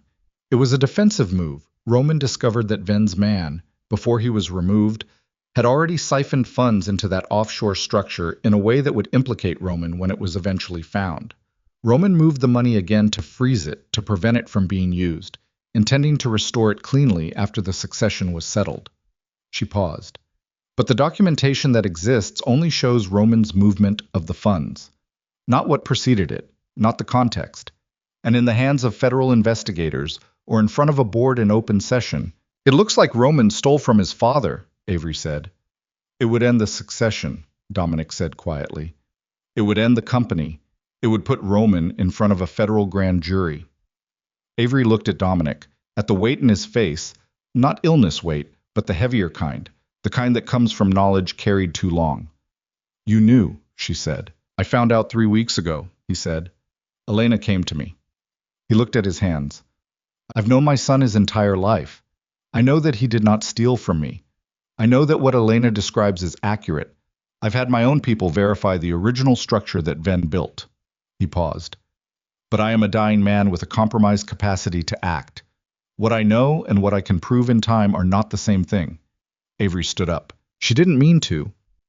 Her body made the decision before her mind finished processing, and she was on her feet in the quiet sunroom with the desert garden beyond the glass, and the weight of what she'd just been told pressing down on her chest like something physical. Ven is going to use this, she said. He's going to wait until the right moment. And deploy it, Elena said. Yes. The question is when. Our assessment is that he's waiting for Dominic's condition to deteriorate to the point where Dominic's testimony in Roman's defense becomes legally challengeable. He wants Dominic unable to speak credibly before he moves.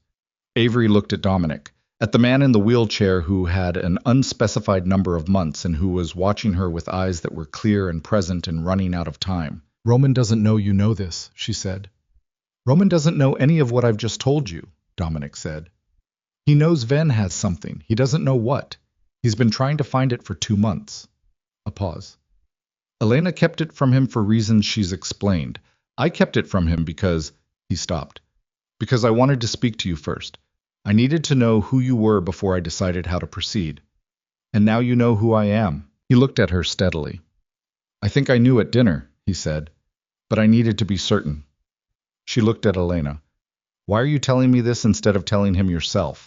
Because telling Roman directly right now will make him act, Elena said. Roman's instinct when he's threatened is to move fast and hit hard. If he acts on this before we have the counter documentation in place, he gives Ven the trigger to deploy everything he has. She held Avery's gaze. You can manage how he receives this. You can be the thing between his instinct and the action. I can't do that. His father... She glanced at Dominic. His father's word will make him act. Yours might make him think first. That's a significant assumption about my influence. It's an observation, Elena said. I've watched Roman for 15 years. I've watched him with every person in his life. I know what his attention looks like when it's complete. She paused. I also know what I saw at that dinner. Avery didn't pursue that. She couldn't afford to pursue that right now. I need the documentation, she said. Everything you have. The original structure, the timeline, Ven's approach to you. All of it. I need to take it to Roman with the full picture already built, so that when he reacts, there's something concrete in front of him. Elena looked at Dominic. He nodded. I'll have it ready within the hour, Elena said. Oh. She drove back to Roman's house with a folder on the passenger seat and her hand steady on the wheel and her mind doing the thing it did when a situation was too large to process whole, breaking it into pieces, working the pieces. The teacher's habit of taking the incomprehensible and finding the teachable parts. What she had. Ven had fabricated documentation that would destroy Roman. The counter-evidence existed but was not yet compiled into usable form. Dominic was dying and his window to act credibly was narrowing. Roman didn't know the specific nature of the threat bearing down on him. What she had to do, tell him. In a way that got him thinking rather than swinging. What she understood now that she hadn't that morning. She was not a prop in a performance. She was not a contracted wife navigating social dinners. She was, whether the contract had specified it or not, inside something real.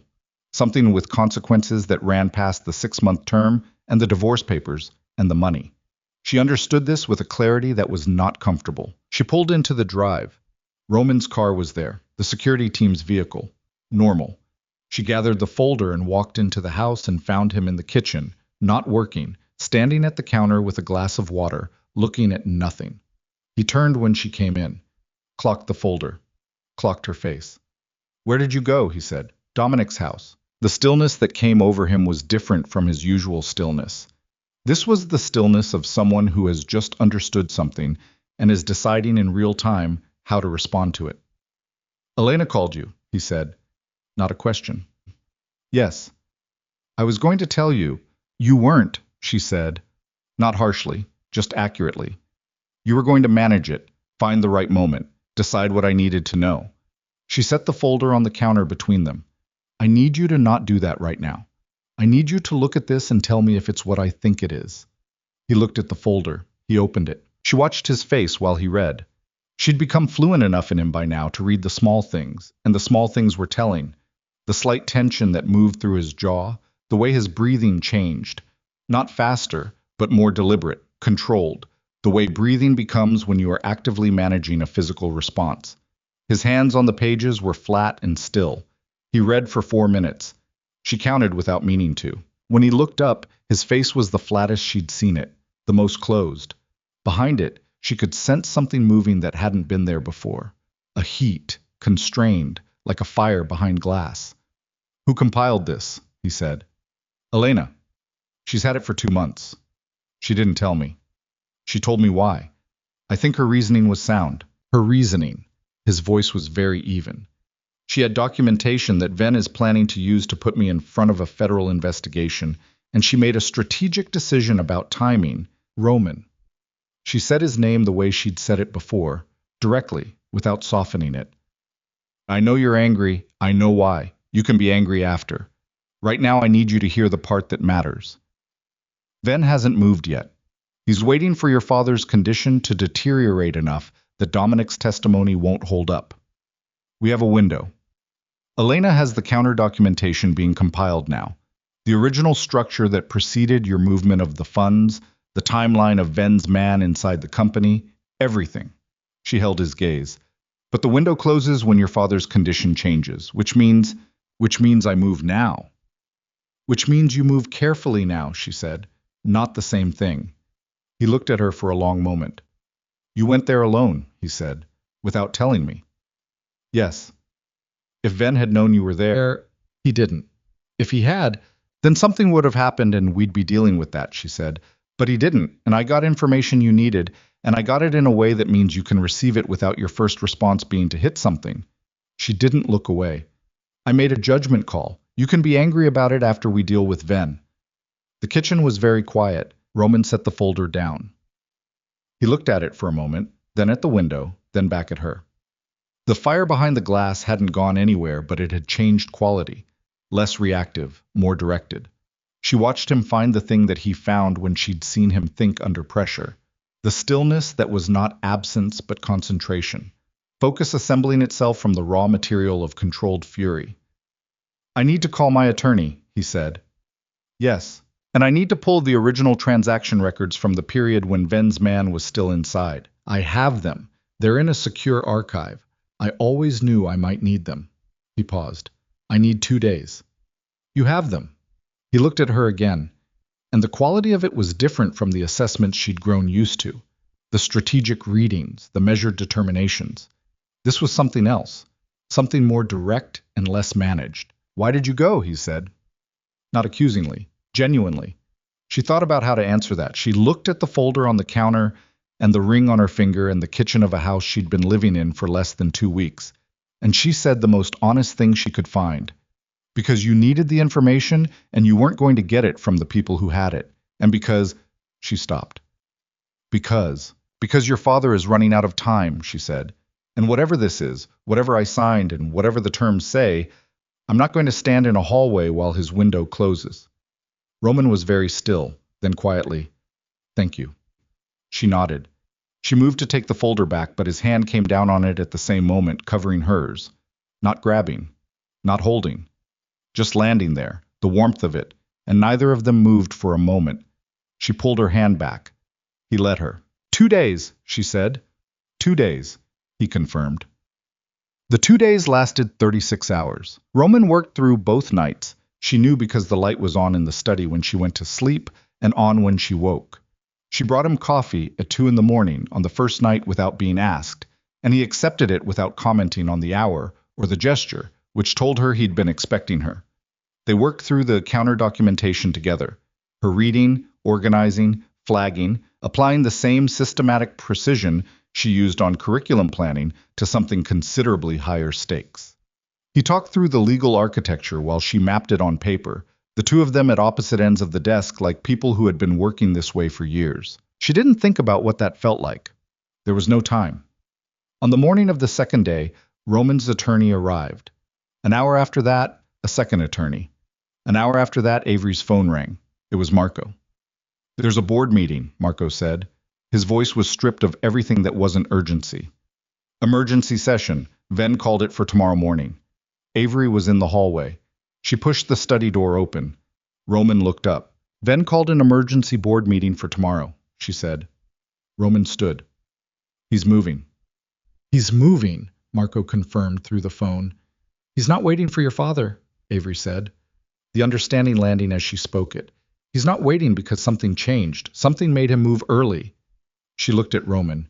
He knows you're building the counter case. Someone told him. Roman's face went completely still. His eyes moved to the doorway, past her, to something beyond her that she didn't understand yet, and the quality of his stillness changed in a way that she felt before she processed. Something dropping in her stomach, a cold, falling sensation. Roman, she said. He crossed past her into the hallway. She followed. I went to the front door, opened it.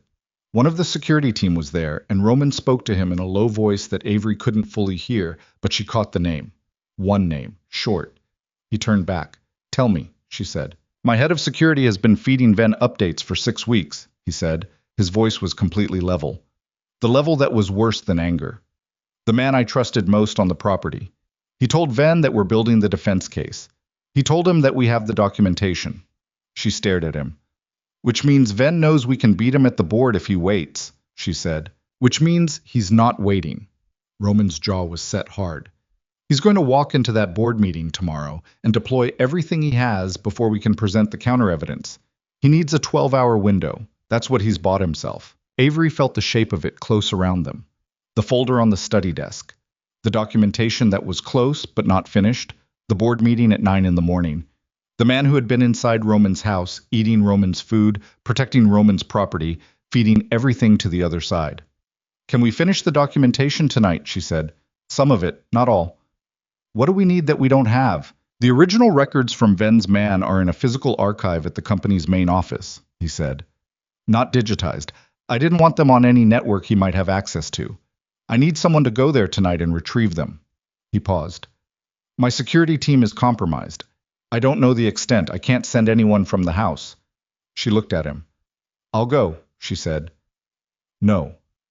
Roman, no, he said, and the flatness in his voice had real heat under it now, the fire no longer entirely behind the glass. That's not what this... You can't go. If Ven's people see you going to the archives tonight, they'll know exactly what you're doing and they'll move even faster or they'll stop you. She held his gaze. They're not watching me. They're trying to get rid of me. They're not treating me as a threat. That's an advantage and we should use it. He looked at her for a long moment. His face was doing something she hadn't seen before. Something that wasn't the contained stillness or the strategic focus or even the occasional unguarded quality she'd glimpsed in quieter moments. This was harder to name. Something that looked almost like fear, except she didn't think fear was the right word for what Roman DeLuca experienced when a situation was beyond his control. Loss of control. That was closer. I'll have someone with you, he said finally. Not from the house team. Someone from outside, someone I trust completely. Fine. And you stay on the phone with me the entire time. Fine. And if anything, Roman. She put her hand on his arm. Brief, light, the way you touch someone to bring them back to the present moment. I need you to let me do this. He looked at her hand on his arm, then at her face. Why are you doing this? He said. The same question from the kitchen. A different weight to it now. She didn't have the same answer she'd had then. The answer she had now was sitting in her chest in a way she wasn't ready to look at directly. She took her hand back. Get me the address, she said, and the name of the person meeting me there. The DeLuca Holdings main office was a tower in the central business district, 32 floors of glass and steel that looked like every other tower in every other American city at 2 in the morning. Dark except for the cleaning crews on 3 floors, the security desk in the lobby staffed by a single guard, the archives in the basement on the opposite side of the building from the main entrance. The man Roman had sent was named Garrett. 40s, quiet, the particular compact efficiency of someone with a military background that had never entirely left his posture. He met her half a block away, handed her a key card without ceremony, and walked beside her with the specific casualness of someone who was performing casualness over a great deal of alertness. Sub-basement, he said quietly. Row 14. The files are labeled by year and transaction ID. Roman gave you the list. She had the list on her phone. She had Roman's voice in her earpiece, low and steady. She had the key card. She had the particular clarity of mind that came, she was discovering, from being in a genuinely dangerous situation, a sharpening, a narrowing, everything that wasn't immediately relevant going quiet. The lobby guard barely looked up. The elevator to the sub-basement required the key card. The archive room was cold and smelled like old paper, and the specific must of documents that had been sealed for a long time. She found row 14. She found the files. She was 3 files in, pulling what she needed, when she heard the elevator. Garrett's voice in her ear, quiet. Someone's coming down. She pulled the files faster. The elevator sound was getting louder, not stopping on another floor, coming all the way down. Avery, Roman's voice sharp. Get everything you have and move toward the emergency stairwell. Garrett knows where it is. I need 2 more. Now, Avery. She grabbed what she had. Garrett was already at her elbow, and they moved toward the far wall, towards the stairwell door, and she heard the elevator open and then voices, 2 of them, male, not the register of security guards going about routine work. And the quality of those voices told her everything she needed to know. They hit the stairwell door. The emergency exit alarm should have triggered. It didn't. Garrett had done something to the alarm panel, she realized, sometime in the last 30 seconds, without her noticing. They went up. 2 flights. 3. Emerging into a service corridor on the ground floor, Garrett steering her by the arm, moving fast without running, and then out through a service exit into the alley behind the building and into the cold Las Vegas night air. She was breathing hard. The files were clutched against her chest. She could feel her heartbeat in her hands. Roman in her ear. "Are you clear?" "Clear," Garrett said. "Avery." "I'm here," she said. Her voice came out steadier than she expected. "I have most of them, not all." A pause. "How much?" "Enough," Garrett said, looking at what she was holding. "It's enough." She stood in the alley with the files against her chest, and the cold night air on her face, and the city blazing indifferently above the roofline, and she understood with complete certainty that she had crossed something tonight that the contract did not cover. Whatever had brought her here, the money, the practicality, the neat installments, and the divorce papers waiting in December, that wasn't what was keeping her here anymore. She didn't know when that had changed. She knew it had. "Get her back," Roman said, in her earpiece. And the way he said it, the specific way, the texture of it, she heard something that she did not want to examine too closely. Not tonight, not in this alley with the files in her arms and the adrenaline still moving through her blood. She followed Garrett back to the car. Tomorrow morning, Ven would walk into a board meeting with documentation designed to destroy Roman DeLuca. Tomorrow morning, they would walk in with something to fight back with. Whether it was enough, whether the night's work and the hours remaining between now and 9 a.m. were enough to close the gap. She didn't know. She knew she was going to find out. And she knew, with the particular clarity of someone who had just run through a darkened archive being hunted, that she was no longer running the calculation she'd been running when she signed the contract. The calculation had changed. She just hadn't decided yet what to do about that. They worked through the night. Roman's attorney, a sharp, sparse woman named Caldwell, who arrived at the house at 3 in the morning without complaint, as though being called at 3 in the morning was simply part of the terms she'd agreed to when she took Roman DeLuca as a client, spread the retrieved files across the dining room table alongside the documentation Elena had compiled, and began building the countercase with the focused, unsentimental efficiency of someone assembling a weapon. Avery worked beside her, not as a lawyer, she had no illusions about that, but as what she actually was, someone who could read a complex document fast, identify the structural logic of an argument, find the gaps and the inconsistencies and the places where the narrative didn't hold. She'd spent 6 years teaching students to do exactly that with texts. This was a text. A dangerous one, with consequences she could feel in her sternum, but a text. Roman was on the phone continuously. She caught pieces of it, short, precise exchanges, names she didn't recognize, the specific cadence of a man calling in obligations. Not favors. Obligations. There was a distinction in the way he spoke that she was learning to read. Marco arrived at 4:30. He came through the door with the energy of someone who had been awake and moving for hours, and he looked at the dining room table and at Roman and at Avery, and he said nothing for a moment. Then he pulled out a chair and sat down. "Tell me what you need," he said to Roman. Roman looked at his brother. Something passed between them.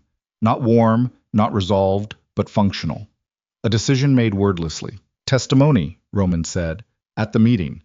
You were present for the original internal investigation when we identified Ven's man. You saw the transaction records before they were archived. Your statement on the timeline—" "I'll give it," Marco said. Before Roman finished, just, "I'll give it." Roman nodded. Avery watched this. The two of them.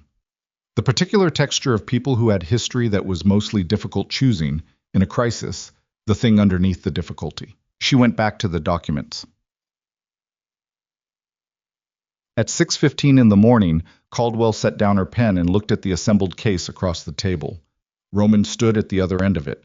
Avery was in a chair to the side, her third cup of coffee going cold beside her, the particular grayness of no sleep sitting behind her eyes. "Here's what we have," Caldwell said. She didn't soften it or build to it.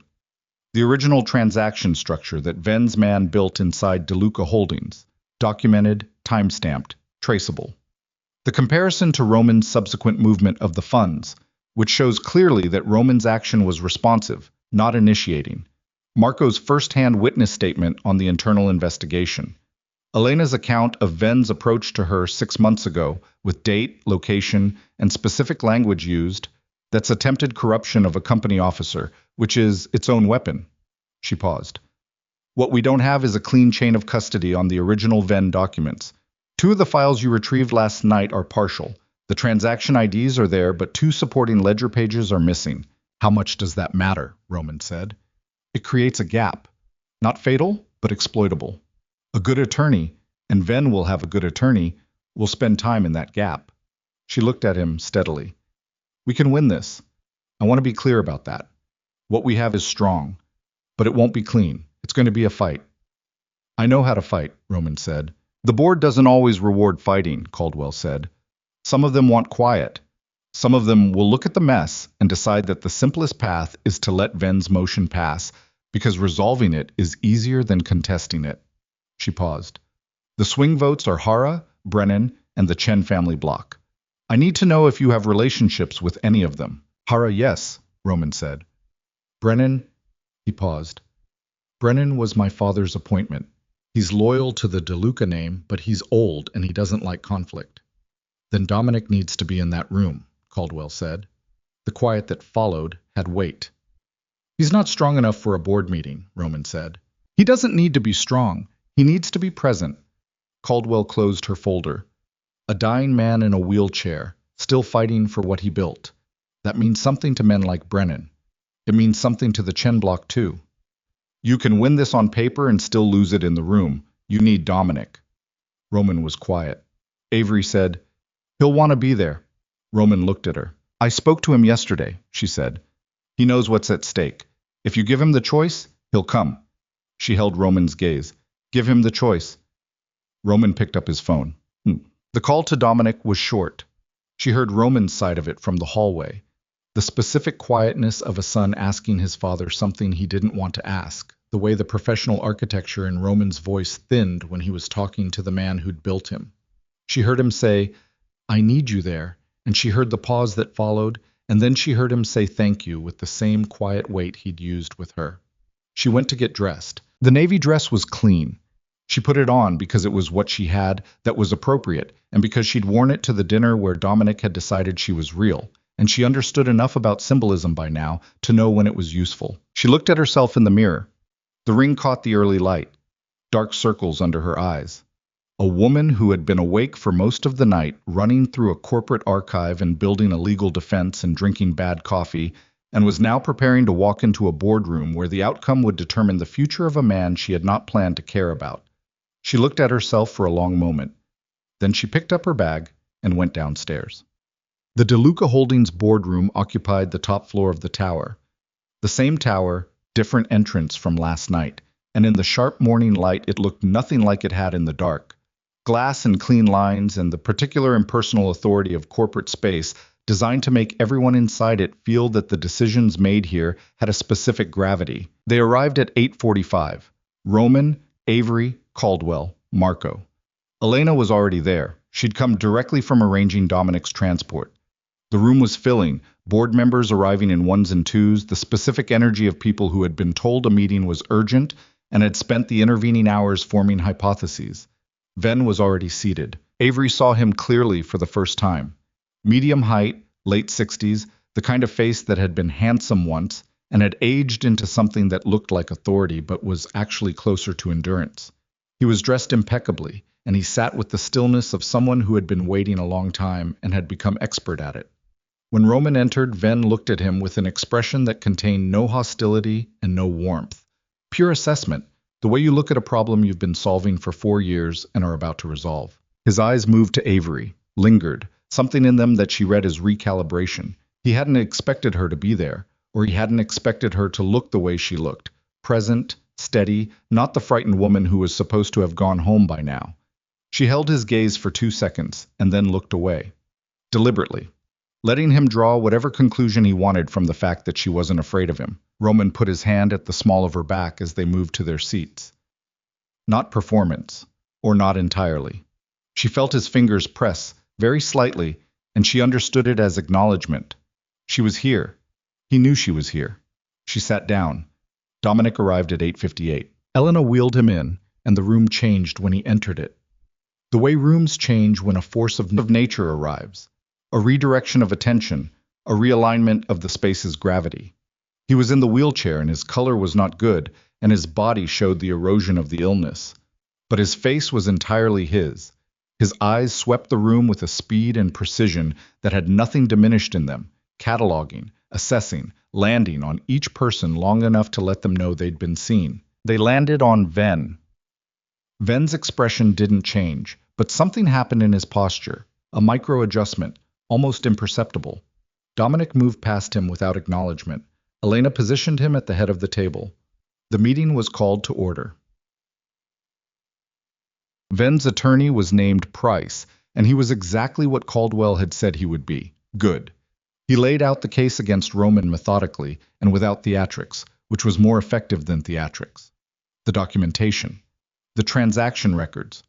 The timeline that showed, in isolation, a DeLuca executive moving $11 million from a company account into an offshore structure with no board authorization, no disclosure, no traceable business purpose. He used words like fiduciary breach and misappropriation with the calm of someone reading a grocery list, and he watched the board members' faces while he said them with the focus of a man who had done this before and knew exactly which words landed where. Avery watched Brennan, old, white-haired, hands folded on the table, face carefully neutral. Hara was unreadable. The Chen block, two brothers in their 50s, exchanged a glance during the transaction timeline that she clocked without being able to interpret. Price finished. He sat down. Caldwell stood. She was quieter than Price and more precise, and she built the counter case the way Avery had watched her build it overnight, structurally, starting from the foundation. The original transaction architecture, the internal investigation, the timeline that preceded Roman's movement of the funds. Marco's testimony, which he gave briefly and without embellishment, looking at the board members rather than at his notes. Elena's account of Ven's direct approach. Attempted corruption, stated flatly, with dates and specifics. Avery watched Ven while Caldwell spoke. His expression was controlled. His attorney whispered something to him at the point where Elena's testimony was introduced, and Ven's hand on the table moved, a small thing, his fingers pressed against the surface and then released. He hadn't known Elena was going to testify. Caldwell reached the gap. The missing ledger pages. She addressed it directly rather than avoiding it, a better strategy. Avery had argued at 4 a.m, because the gap was going to be found regardless, and addressing it yourself controlled the framing. She characterized it as an incompleteness in the available documentation that in no way altered the established timeline or diminished the substantive counter-evidence. Price was on his feet before she finished. The incomplete documentation goes to the heart of the defense's case. The documentation is incomplete because the original records were archived under physical security specifically to prevent their alteration or destruction, Caldwell said. She didn't raise her voice. A precaution that, given the events of last night, when two individuals were found accessing the archive after hours, appears to have been well-founded. The room shifted. Price went still. Last night, Caldwell continued, addressing the board rather than Ven's attorney, the DeLuca Holdings archive was accessed by individuals whose identification is currently being reviewed by building security and law enforcement. The nature of that access, combined with the timing of this emergency board meeting called less than 12 hours later, raises significant questions about the provenance of the documentation Mr. Ven's representatives have presented today. She paused. We are formally requesting that this board table any vote pending an independent verification of the chain of custody on all submitted documents. The room was very quiet. Ven said for the first time, "That's a delay tactic." "It's a legal request," Caldwell said, "which the board's own charter requires them to consider." Brennan spoke. His voice was old but still had iron in it. "Dominic," he looked at the head of the table, "you've heard both sides. What do you say?" The room turned. Dominic DeLuca had been still through all of it, present, watching, conserving what he had. Now he straightened in the chair. It cost him something physically. Avery saw it in the tightening around his eyes, quickly controlled. "I say that I built this company over 40 years, he said. His voice was not loud, but it carried the room without effort, the acoustic confidence of a man who had spoken in this room more times than anyone else at the table. "I know every decision that has been made in it. I know my son. I know the man across this table. He looked at Ven with the specific quality of a man who has nothing left to perform.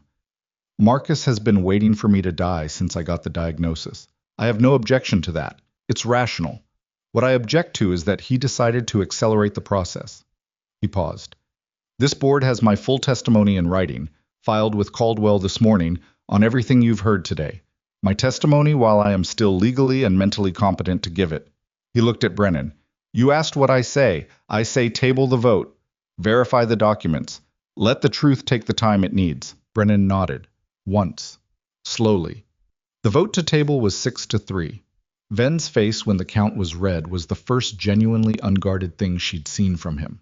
Not rage, something colder and more final. The expression of a man who has been patient for 4 years and has just watched his patience run out in the wrong direction. What? The room cleared in the particular way rooms clear after a contested proceeding. Quickly, people not making eye contact, the energy of a fight that has stopped but not resolved leaking out into the hallway. Avery stood near the window while Roman spoke with Caldwell, watching the city through the glass, the mid-morning light hard and clear over the desert. She felt the adrenaline leaving her body in increments, the tiredness moving in behind it, enormous and specific.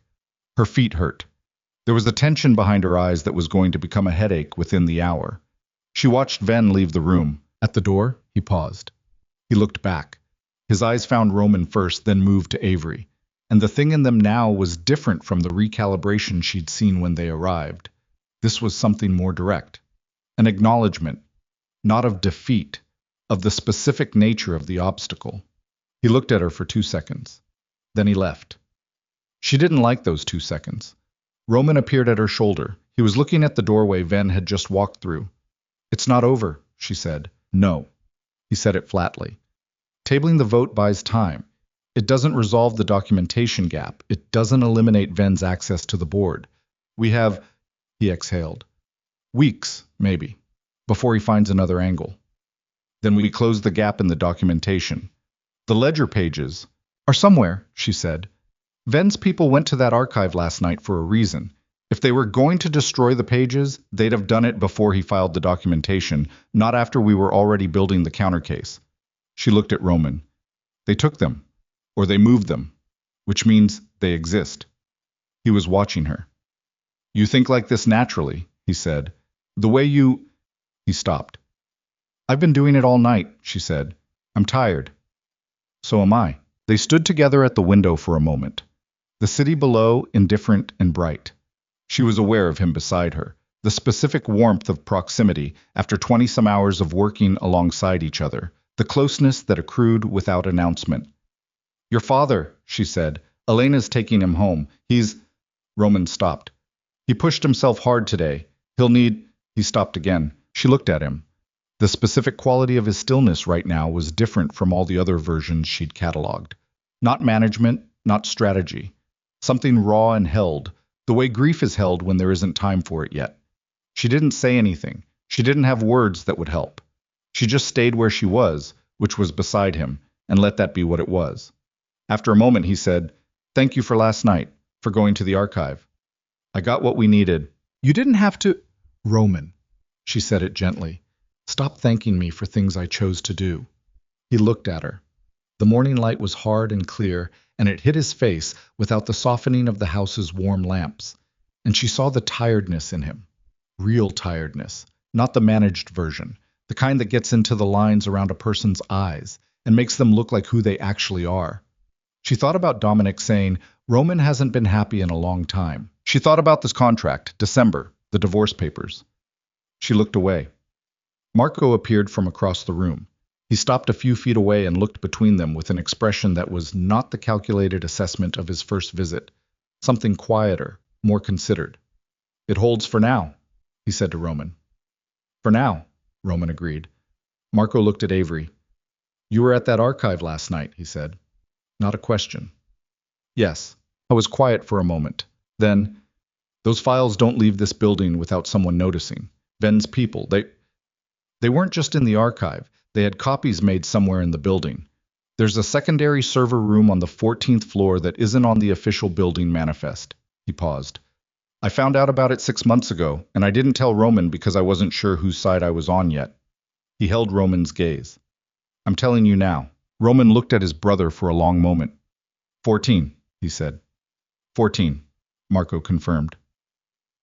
Roman turned to Avery, the particular directness of him when a decision had been made. The building's security sweep will be complete by 2 o'clock. After that, I know, she said. It's not the archive this time.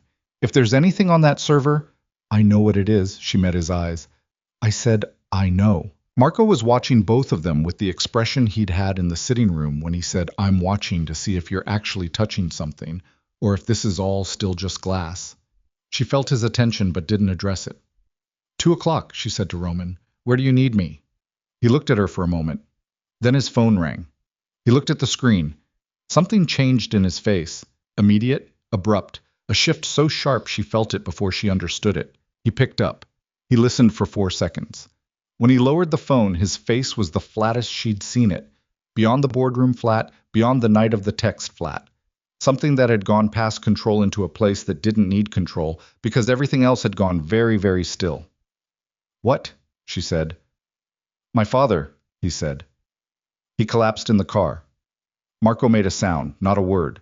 Something that came from somewhere before words. He's alive, Roman said quickly. He's en route to Desert Valley. Elena's with him. He was already moving toward the door. He pushed too hard today. Avery grabbed her bag and followed without being asked. Marco was already through the door ahead of them both, moving with a speed that stripped away everything that wasn't the essential thing, the same essential thing for both of them, the one thing beneath the company and the board and the years of difficult distance. The elevator took too long. Roman stood in it and stared at the descending numbers, and his hands at his sides were very still. And she stood beside him, and she thought about December and contracts and divorce papers, and she thought about the specific feeling of his hand covering hers on the folder in the kitchen, and she thought about Dominic saying, I can see the difference, and she thought about sad eyes and choosing, and the space between what you signed up for and what you're actually in. The elevator opened. They ran. On. Desert Valley Medical Center had the particular quality of all hospitals. A compression of time, a suspension of normal causality, the sense that the rules operating outside its doors were temporarily replaced by different ones. Dominic was in emergency stabilization when they arrived. Elena met them in the corridor outside. Composed in the way that people are composed when composing themselves is the only useful thing left to do. Cardiac event, she said. Not a major one. He's stable. They're assessing. She looked at Roman. He knew the risk of today. He made the choice. Roman nodded. His jaw was set. Marco sat in a plastic chair in the corridor and put his face in his hands. Just for a moment. Then he lifted it again, and his face was the face of his father's son, carrying the weight, not putting it down. Avery sat beside Marco. She didn't say anything. She just sat there, which was what the moment required. An hour passed. Then another. At the end of the second hour, a doctor came out and spoke to Roman in a low voice, and Roman listened and nodded, and the tension in his shoulders changed quality. Not released, resettled. He came back to where they were sitting. He's stable, he said, resting. They want to keep him overnight. He paused. He's asking for Avery. Marco looked up. Avery looked at Roman. Just you, Roman said. Something in his voice that she couldn't fully parse. Not jealousy, not possessiveness. Something more complicated. Something that might have been gratitude and grief, and something else woven together in a way she didn't have the language for yet. She went in. The room was small and white, and full of the quiet persistence of machines. Dominic was in the bed, diminished by the horizontal position and the hospital gown in a way he'd never seemed diminished in a wheelchair or with a cane. But his eyes were open and clear, and when she came in, he looked at her with the same directness he'd had in the sunroom. She pulled a chair beside the bed and sat. You didn't have to come today, she said. Yes, I did. His voice was thinner than before, but still his. The board will sort itself, he said. That's not why I came. He looked at her steadily. I came because Roman needed to see me there, not for the votes. For him. A pause. He stopped asking me for things when he was about 12 years old. He decided he had to handle everything alone. He looked at the ceiling for a moment. I let him. I told myself it was strength. It was a failure. She didn't answer. He won't ask you to stay, Dominic said. When December comes, he'll hold the contract like a point of honor. He won't ask you for more than you agreed to. He turned his head and looked at her. I'm asking you not to wait for him to ask. She sat with that. You're a dying man asking me to make a permanent decision from inside a 2-week arrangement, she said. Not harshly, just accurately. Yes, he said. I am. A small, exhausted approximation of a smile. Do you think I have the patience for the long approach right now? She almost laughed. I know what I see, he said. I've been watching people my whole life. It's the one skill the illness hasn't touched. He closed his eyes briefly. Don't decide now, but don't let the contract decide for you either. She sat with him until he slept. When she came back into the corridor, Roman was standing at the window at the far end, looking out. Marco was on the phone nearby, voice low. The hallway had the long fluorescent stretch of all hospital hallways, the particular loneliness of them. She walked to Roman. He turned when he heard her. He's sleeping, she said. He's okay. Roman nodded. He looked back at the window. Outside, the desert afternoon was enormous and bright, the city spread out under it in the particular flat endlessness of Las Vegas, everything blazing and temporary at once. The server room, he said. On 14. I know. We need those records before Venn finds another way to deploy what he has. He turned. His face was tired, genuinely, deeply tired in the way that no amount of control could fully contain right now. The tiredness of a man who had been running at maximum for days, who had watched his father be wheeled into an emergency room an hour ago, who was still calculating the next move because stopping to not calculate was something he had trained himself out of entirely. She looked at him. She thought about what Dominic had said.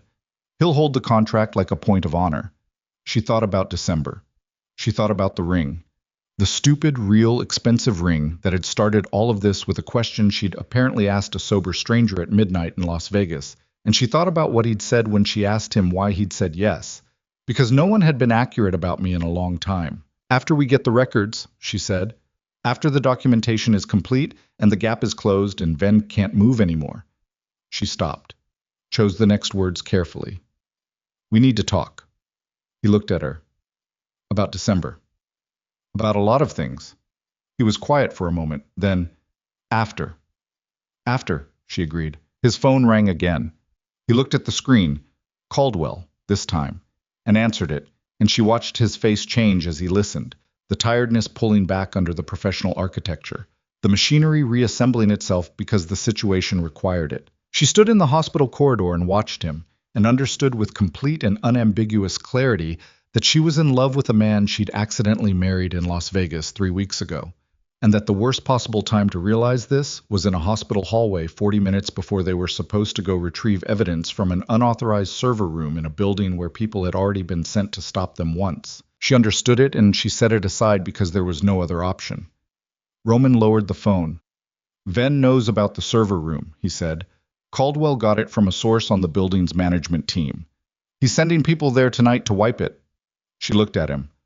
How long do we have? She said. 4 hours. Maybe 5. She nodded. Her bag was on her shoulder. Her feet still hurt. The headache had arrived on schedule behind her eyes, and the adrenaline was metabolizing unevenly, and she was running on no sleep and hospital coffee and something that was not going to let her stop. Then we need to go, she said. Roman looked at her. Really looked. The way he did when the strategic calculation was done, and what remained was just him looking at her. And for a moment the hospital hallway was quiet, and the city blazed on outside, and the machines in Dominic's room kept their quiet vigil, and everything that was going to happen next was waiting just past the edge of the next decision. You don't have to, he started. Roman, she said. He stopped. I know I don't have to, she said. She walked toward the elevator. After a beat, she heard his footsteps behind her. The 14th floor server room was not on any official building schematic. Garrett found it anyway, because Garrett was the kind of man who found things that weren't supposed to be found, and he met them in the parking structure at 6:40 with a floor plan he'd drawn from memory on a folded piece of paper and the expression of someone who had assessed the situation and arrived at a number he wasn't entirely comfortable with. 3-hour window before Venn's people arrive if Caldwell's source is accurate, he said. Building security does a sweep at 9. The room is behind the secondary HVAC corridor on the north side of 14. Access requires a keycard that doesn't exist in the building's official system. He paused. Which means whoever set it up had help from inside building management, probably going back years. Roman looked at the floor plan. Who's on the 14th floor legitimately?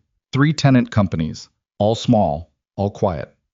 One of them, a logistics consulting firm, has been there for 8 years and has a lease that renews automatically. Garrett folded the paper. DeLuca Holdings acquired the building 6 years ago. The logistics firm predates your ownership. Nobody looked at them because they were already there. Ven's, Roman said. Has to be. Avery stood at Roman's shoulder and looked at the floor plan. 8 years. Patient, Dominic had said about Ven. Extremely patient. 8 years of a ghost office in a building Ven had known Roman would eventually acquire, a server room behind an HVAC corridor, infrastructure for a plan that had been building since before Roman was even in a position to threaten it. She thought about what that kind of patience looked like from the inside. The long accumulation of it. The discipline of waiting. She thought it must feel something like the last 4 years of her life. The careful management of a situation with no good options. Maintaining the surface while the pressure built underneath, waiting for a change that never arrived on its own. That was over now. One way or another, tonight. We go in at 7, Roman said. Garrett, on point. Avery, you're with me. We get in, we copy what's there, we get out before the sweep. He looked at Garrett. If Ven moves his timeline up, I have 2 people outside. They'll give us 12 minutes of warning minimum. Roman nodded. He looked at Avery. She met his eyes and nodded once, and that was the conversation. The logistics firm's office was dark and locked, the way all small offices are dark and locked at 7 in the evening, and the door opened on Garrett's third attempt with a device she didn't ask about and didn't need to understand. Inside, 2 desks, 2 chairs, a computer that hadn't been used in months based on the dust on its keyboard, a filing cabinet containing nothing, and a door at the back marked maintenance that opened into the HVAC corridor exactly as Garrett's drawing had shown. The server room was the size of a large closet. 4 rack-mounted servers, blinking steadily in the dark, processing something even now, even in the middle of the night, because data doesn't sleep. Roman went to the first rack while Garrett swept the corridor. Avery stood at the door and kept her eyes on the corridor entrance and her phone in her hand, timing. Roman worked fast. He'd brought a drive. The copy process was automated, something Caldwell had set up, designed to pull specific file signatures rather than everything. It moved through the first server. The second. 3 minutes in, it's in, Garrett's voice from the corridor. Quiet. Movement on the north stairwell. Avery looked at Roman. He looked at the drive. 60%. How many? Roman said. 2. Moving slow. Could be building maintenance. Could be, Avery said. She looked at the progress bar. 70%. Garrett appeared in the doorway. They're not maintenance, he said. They stopped on 14. Roman pulled the drive at 83%. Is it enough? Avery said. It has to be. He was already moving. They went the other way. South stairwell, Garrett leading, fast and quiet, in the way that fast and quiet is only possible when every person involved has decided not to panic and is operating on something steadier than panic, some compression of focus that exists in the body below thought. Avery's heart was loud in her own ears. Her footsteps on the metal stairs were soft. Roman's hand found her elbow on the second landing, steadying her where the stairwell turned, and she was briefly aware of the warmth of it through her sleeve before the next step required her full attention. Ground floor, service exit. The alley again, different from last night's alley, same desert air. They were half a block away when they heard the elevator open on 14. Nobody ran. Running draws attention. They walked at the pace of people who belong where they are and have somewhere to be, and Avery kept her breathing even and her eyes forward, and the city went on around them in its indifferent blaze. In the car, Roman looked at the drive in his hand. 83%, he said. Is it enough? She said again. He turned it over. Then he said, the ledger pages will be in there. They had to copy them before they could use them. You don't take originals if you want the originals to disappear cleanly. He looked up. It's enough. She let out a breath. He looked at her. She looked at him. The car was dark and the city lights came through the windows and moved across his face as they drove, and neither of them said anything for a long moment, and the thing that had been building since a hospital corridor and a quiet understanding and the word after sat between them without requiring words yet. After, she said. After, he confirmed. Caldwell worked through the night again. Avery did not. Roman made her go to bed at 1 in the morning with the directness that was not a request, and she went because she was past the point where pride was more useful than sleep, and she lay in the silk sheets of the room that had become hers over 3 weeks, and she slept without dreaming. She woke at 6 to Roman knocking on her door. "We have the pages," he said through the door. His voice had a quality she hadn't heard before. Not relief, something more controlled than relief, something that had moved through relief and come out the other side. "Caldwell says this case is complete." She sat up. "Ven. Caldwell is filing with the board this morning, and with the Nevada Securities Division." A pause. "And with the FBI Financial Crimes Unit." She sat with that for a moment. The full weight of it. 8 years, $11 million, a financial director who had disappeared. 4 years of waiting for the right moment to destroy a man. All of it documented, time-stamped, and now in the hands of people whose job was to do something about it. "Come in," she said. The door opened. He was in the hallway, leaning against the frame, and he looked like someone who had been awake for the second consecutive night and had reached the far side of it, where tiredness becomes a kind of clarity. His shirt was the same as yesterday. His hair was not managed. His face was entirely unguarded in the early morning light, in a way she had only seen in fragments before. She looked at him from the bed. He looked at her from the doorway. "You said after," he said. "I did." "It's after." She got up. She crossed to the door and she stood in front of him and she said, "I know what the contract says. I know what December looks like on paper." She held his gaze. "I don't want December." He was very still. "I signed a contract with you," she said. "I want to make a different agreement, one where neither of us is performing anything." She paused. "I want to stay. Not because you need a wife and not because I need the money, because I chose this and it took me 3 weeks in a server room and your father in a hospital bed to understand that choosing it was the whole point." She stopped. "Say something." He reached up and put his hand against her face, just his palm, against her cheek, and his thumb at the edge of her jaw. And the warmth of it was the warmest thing she'd felt in a very long time. Warm in the way that things are warm when they come after a long cold, when your body finally registers that the temperature has changed. "I've been in love with you," he said. Since you told a dying man he sounded like a lawyer, and he laughed for the first time in 6 months. He paused. "I didn't plan for that." "No," she said. "Neither did I." She kissed him. Or he kissed her. The distinction collapsed somewhere in the middle, in the doorway of a room in a house that was becoming genuinely hers, in the early morning of a day that was already different from all the days before it. The board reconvened 3 weeks later. Ven did not attend. His attorney filed a withdrawal of all pending motions on his behalf and offered no explanation, which was the kind of explanation that explained everything. The FBI investigation had opened quietly.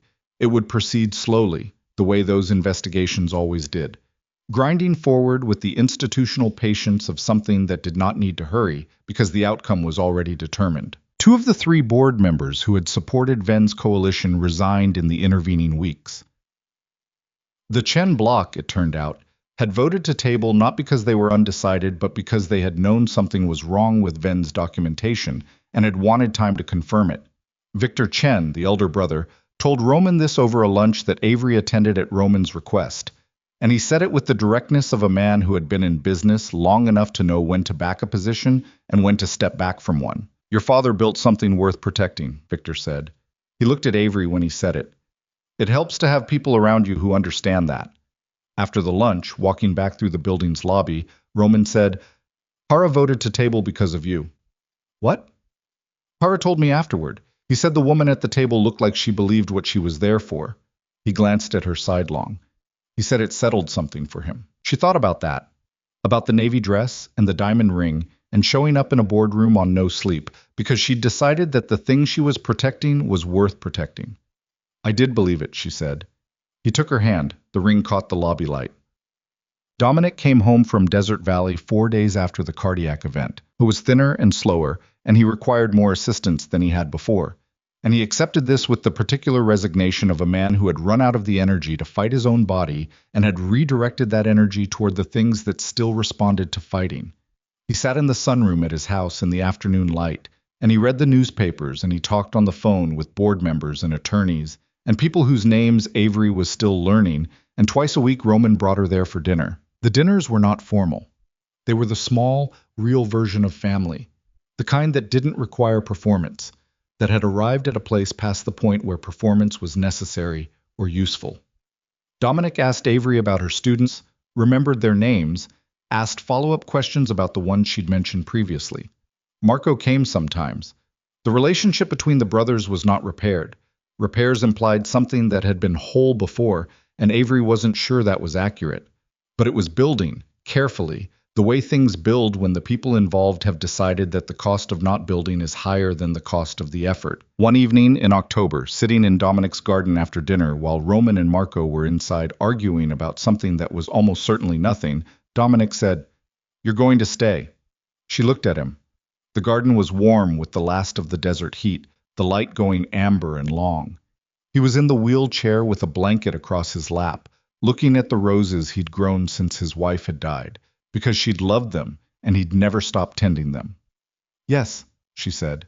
He nodded, once, like it confirmed something he'd known for a while and had simply been waiting to hear said aloud. "He'll be different," Dominic said. "He already is. You won't always recognize the change as change. It'll look like ordinary things. Him being home earlier, him reading in the kitchen instead of the study, him talking about the future in a way that isn't just strategic." He paused. "Those are the things that matter, not the grand gestures." She thought about this kitchen island, the Broken Spine novels, the coffee he'd made for her on the first morning, black, because he'd paid attention. "I know," she said. "Good," he said. "That's good. Awesome." She called Dana in early November. Not a crisis call, not an update call, just a call, the kind she'd been making to Dana since they were 19 years old in the same dormitory, the kind that didn't require a reason. Dana listened while she talked about the board, about Ven's investigation, about Dominic's garden and Marco's slow reconstruction, and the server room and the archive and all the pieces she hadn't been able to tell while they were still in motion. She talked for a long time. Dana let her. "So," Dana said when she finished, "you're staying." "I'm staying. In Las Vegas. For now. Eventually." She paused. "We haven't mapped everything out yet. I'm going back to teaching in January. There are schools here." A beat. Then, "Avery?" "What?" "You sound happy." A pause.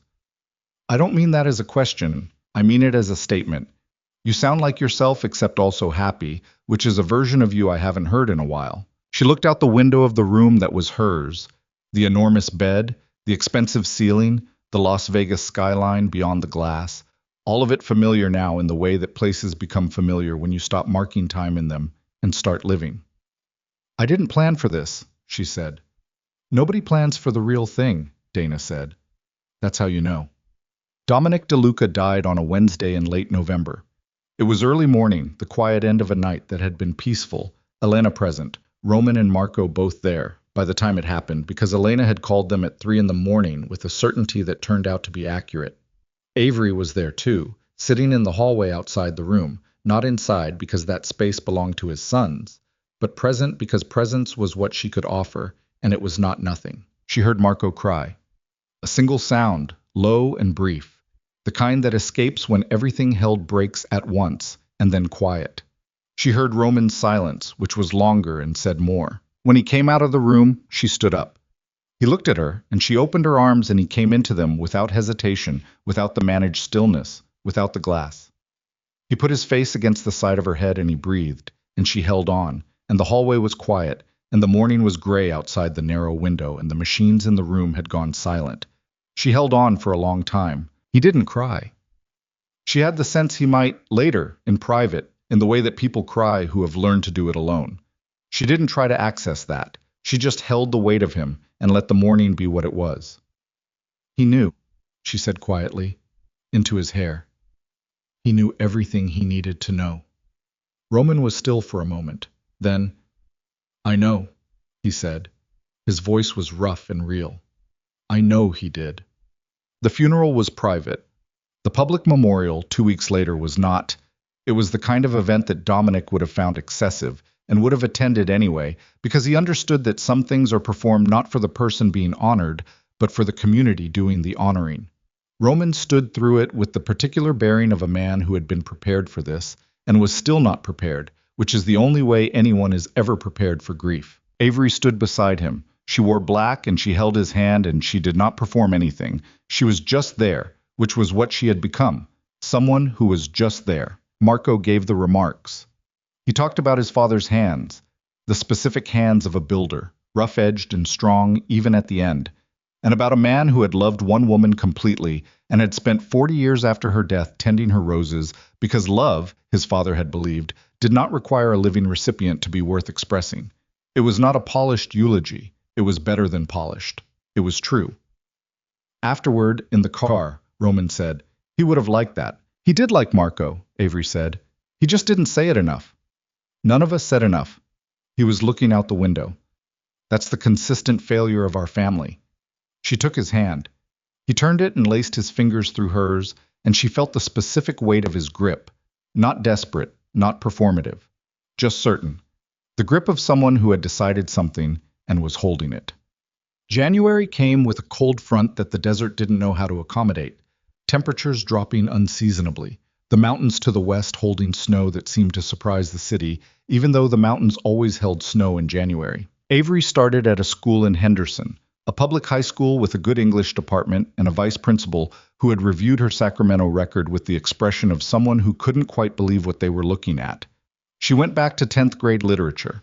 She went back to the 40-minute periods and the chairs that scraped on linoleum and the particular smell of classrooms that had held 100 different students and retained something of all of them. She went back to standing in front of rooms full of people who were hoping she'd stumble and finding that she didn't. The first week, a student asked her if she was married. The way 10th graders ask, direct, without context, the random targeting of adolescent social curiosity. She looked at the ring. At the diamond that had started everything, that she still wore not because of what it had meant at the beginning, but because of what it meant now. Yes, she said. Is he nice? The student said. She thought about Roman in the kitchen at 2 a.m. with coffee he'd made without being asked. About the Broken Spine novels and the garden at Dominic's house, and a man crying in a hospital corridor with his face in his hands for one unguarded moment before reassembling himself. About a hand on her cheek in a doorway in the early morning, and the word after holding the weight of everything they hadn't said yet. He's complicated, she said. But yes, he's nice. They renewed their vows in April. Not because the original ceremony had been meaningless, it had meant something, even drunk, even at midnight in a chapel with a man named Gerald in a bolo tie, in the way that all true things mean something regardless of the conditions of their arrival, but because they wanted words spoken deliberately, words chosen rather than fallen into. It was small. Marco. Dana, who flew in from Sacramento with an expression of complete vindication that she had the grace not to state explicitly. Elena, who stood in the back row and wept with the composure of someone who did not intend to weep and had decided to accept it anyway. A handful of people who had known Dominic, who had known Roman long enough to understand what the change in him represented. No officiant with a bolo tie this time. A civil ceremony. A judge who was someone Dominic had known, who performed it with the brevity appropriate to a moment that didn't need embellishment. Roman's vows were short. He had written them himself, which she knew because the handwriting on the card he held was his, sharp, precise, the handwriting of someone who had taught himself not to be sloppy with anything. He said, I was honest with you about what I needed before I was honest with myself about what I wanted. You stayed anyway. Everything that follows is because you stayed. She had written hers in the guest room the night before while he was asleep, sitting on the bed in the lamplight with a legal pad, drafting and crossing out and drafting again the way she drafted lesson plans, trying to find the language that was accurate without being precious. She said, I came here for practical reasons. I stayed for true ones. I have been trying to find the right language for the difference, and the closest I can get is this. Practical reasons ask what something costs. True ones ask what it's worth. You are worth more than anything I calculated when I signed my name the first time. I know that now. I'm signing it again, Dana cried, audibly. She didn't try to stop herself. Time moved the way it moves after the storm. Not quickly, not dramatically, but with the accumulating weight of days that become a life. The Venn investigation closed 18 months later with a federal indictment on 4 counts, 2 of which resulted in convictions. Marcus Venn's carefully patient 8-year project ended in a courtroom in the most prosaic way that large schemes end: paperwork, testimony, a jury's attention. The man who had waited years to destroy Roman DeLuca was destroyed by the evidence he had created himself. Roman transitioned the holding company. Not entirely. The architecture of what Dominic had built was too dense for a clean transformation, and Roman was not a man who did things that required him to lie to himself about what they were. But he rebuilt the edges of it. He shed the relationships that required the most darkness to maintain. He brought in partners who operated in light. It was a years-long process, grinding and imperfect and real, and he did it with the same patience he brought to everything, except that this time the patience had a direction, a point it was moving toward. He tended Dominic's roses. He had them transplanted from the house after the estate settled, brought to their own garden, put in by a landscaper who knew what she was doing and didn't need to be told twice. In the spring they came up exactly as they'd come up at the old house, red and particular and a little difficult, which had been Dominic's wife's preference, and which Dominic had never changed. Avery kept teaching. She got good at the Henderson School in the way she'd gotten good at Sacramento, through the accumulation of years and the specific stubbornness of someone who believes that what she's doing matters and holds to that belief even when the evidence is slow to arrive. She kept the ring. Both rings, the original one, wild and excessive and accidental, and the quieter band from the April ceremony. She wore them together, stacked, because one was the accident and one was the choice. And she had decided a long time ago that the accident was not something to be corrected or replaced, but something to be carried alongside the choice. Because without the accident, there would have been no choice. And the whole complicated chain of it had led to exactly where she was. One evening in late summer, a Sunday, the specific late light of a Sunday evening in the desert, when the heat has peaked and begun its retreat, and the sky takes on colors that look invented. She was sitting in the garden with a book she wasn't reading, half watching Roman at the far end of the lawn, where their daughter was pulling herself up against his legs, new at standing, fierce about it, approaching the project of walking with the same quality of determined focus that her father brought to everything, and that Avery had apparently also passed along, because the combination was formidable in a 2-year-old. Their son was inside. She could hear him through the open door, talking to no one in the specific way of 4-year-olds, narrating his own activity. Roman caught her watching him, and he didn't look away. He held it, the specific, complete way he held things when he wasn't managing them. And in the distance between them, across the summer garden, with the roses at the far wall and the sky going colors that looked invented, she felt the things she had felt in a hospital corridor and a server room and a boardroom and a Las Vegas bedroom on a morning she had woken up not knowing where she was. Chosen, not fallen into, not contracted, not convenient or practical or a solution to a solvable problem. Chosen, which was different from all of those things, which was the only thing that, at the end, was worth the name. Roman set their daughter on her feet and pointed her in Avery's direction, and she took 3 wobbling steps and sat down abruptly on the grass, and looked at her own hands with an expression of magnificent indignation, and Roman laughed, a real laugh, the kind that had been rare and was becoming less rare, the kind that meant what it sounded like. Avery set down the book. She went to them. The desert evening came down around them, warm and enormous, and the city blazed somewhere beyond the garden walls, and the roses held the last of the light in the way that red things hold light, briefly, completely, before the dark. Some stories begin with the worst decision of your life. Some of them, not all, not most, but some, are honest enough to become something else entirely. And the something else is not what you planned. It is better than what you planned, because you didn't plan it at all.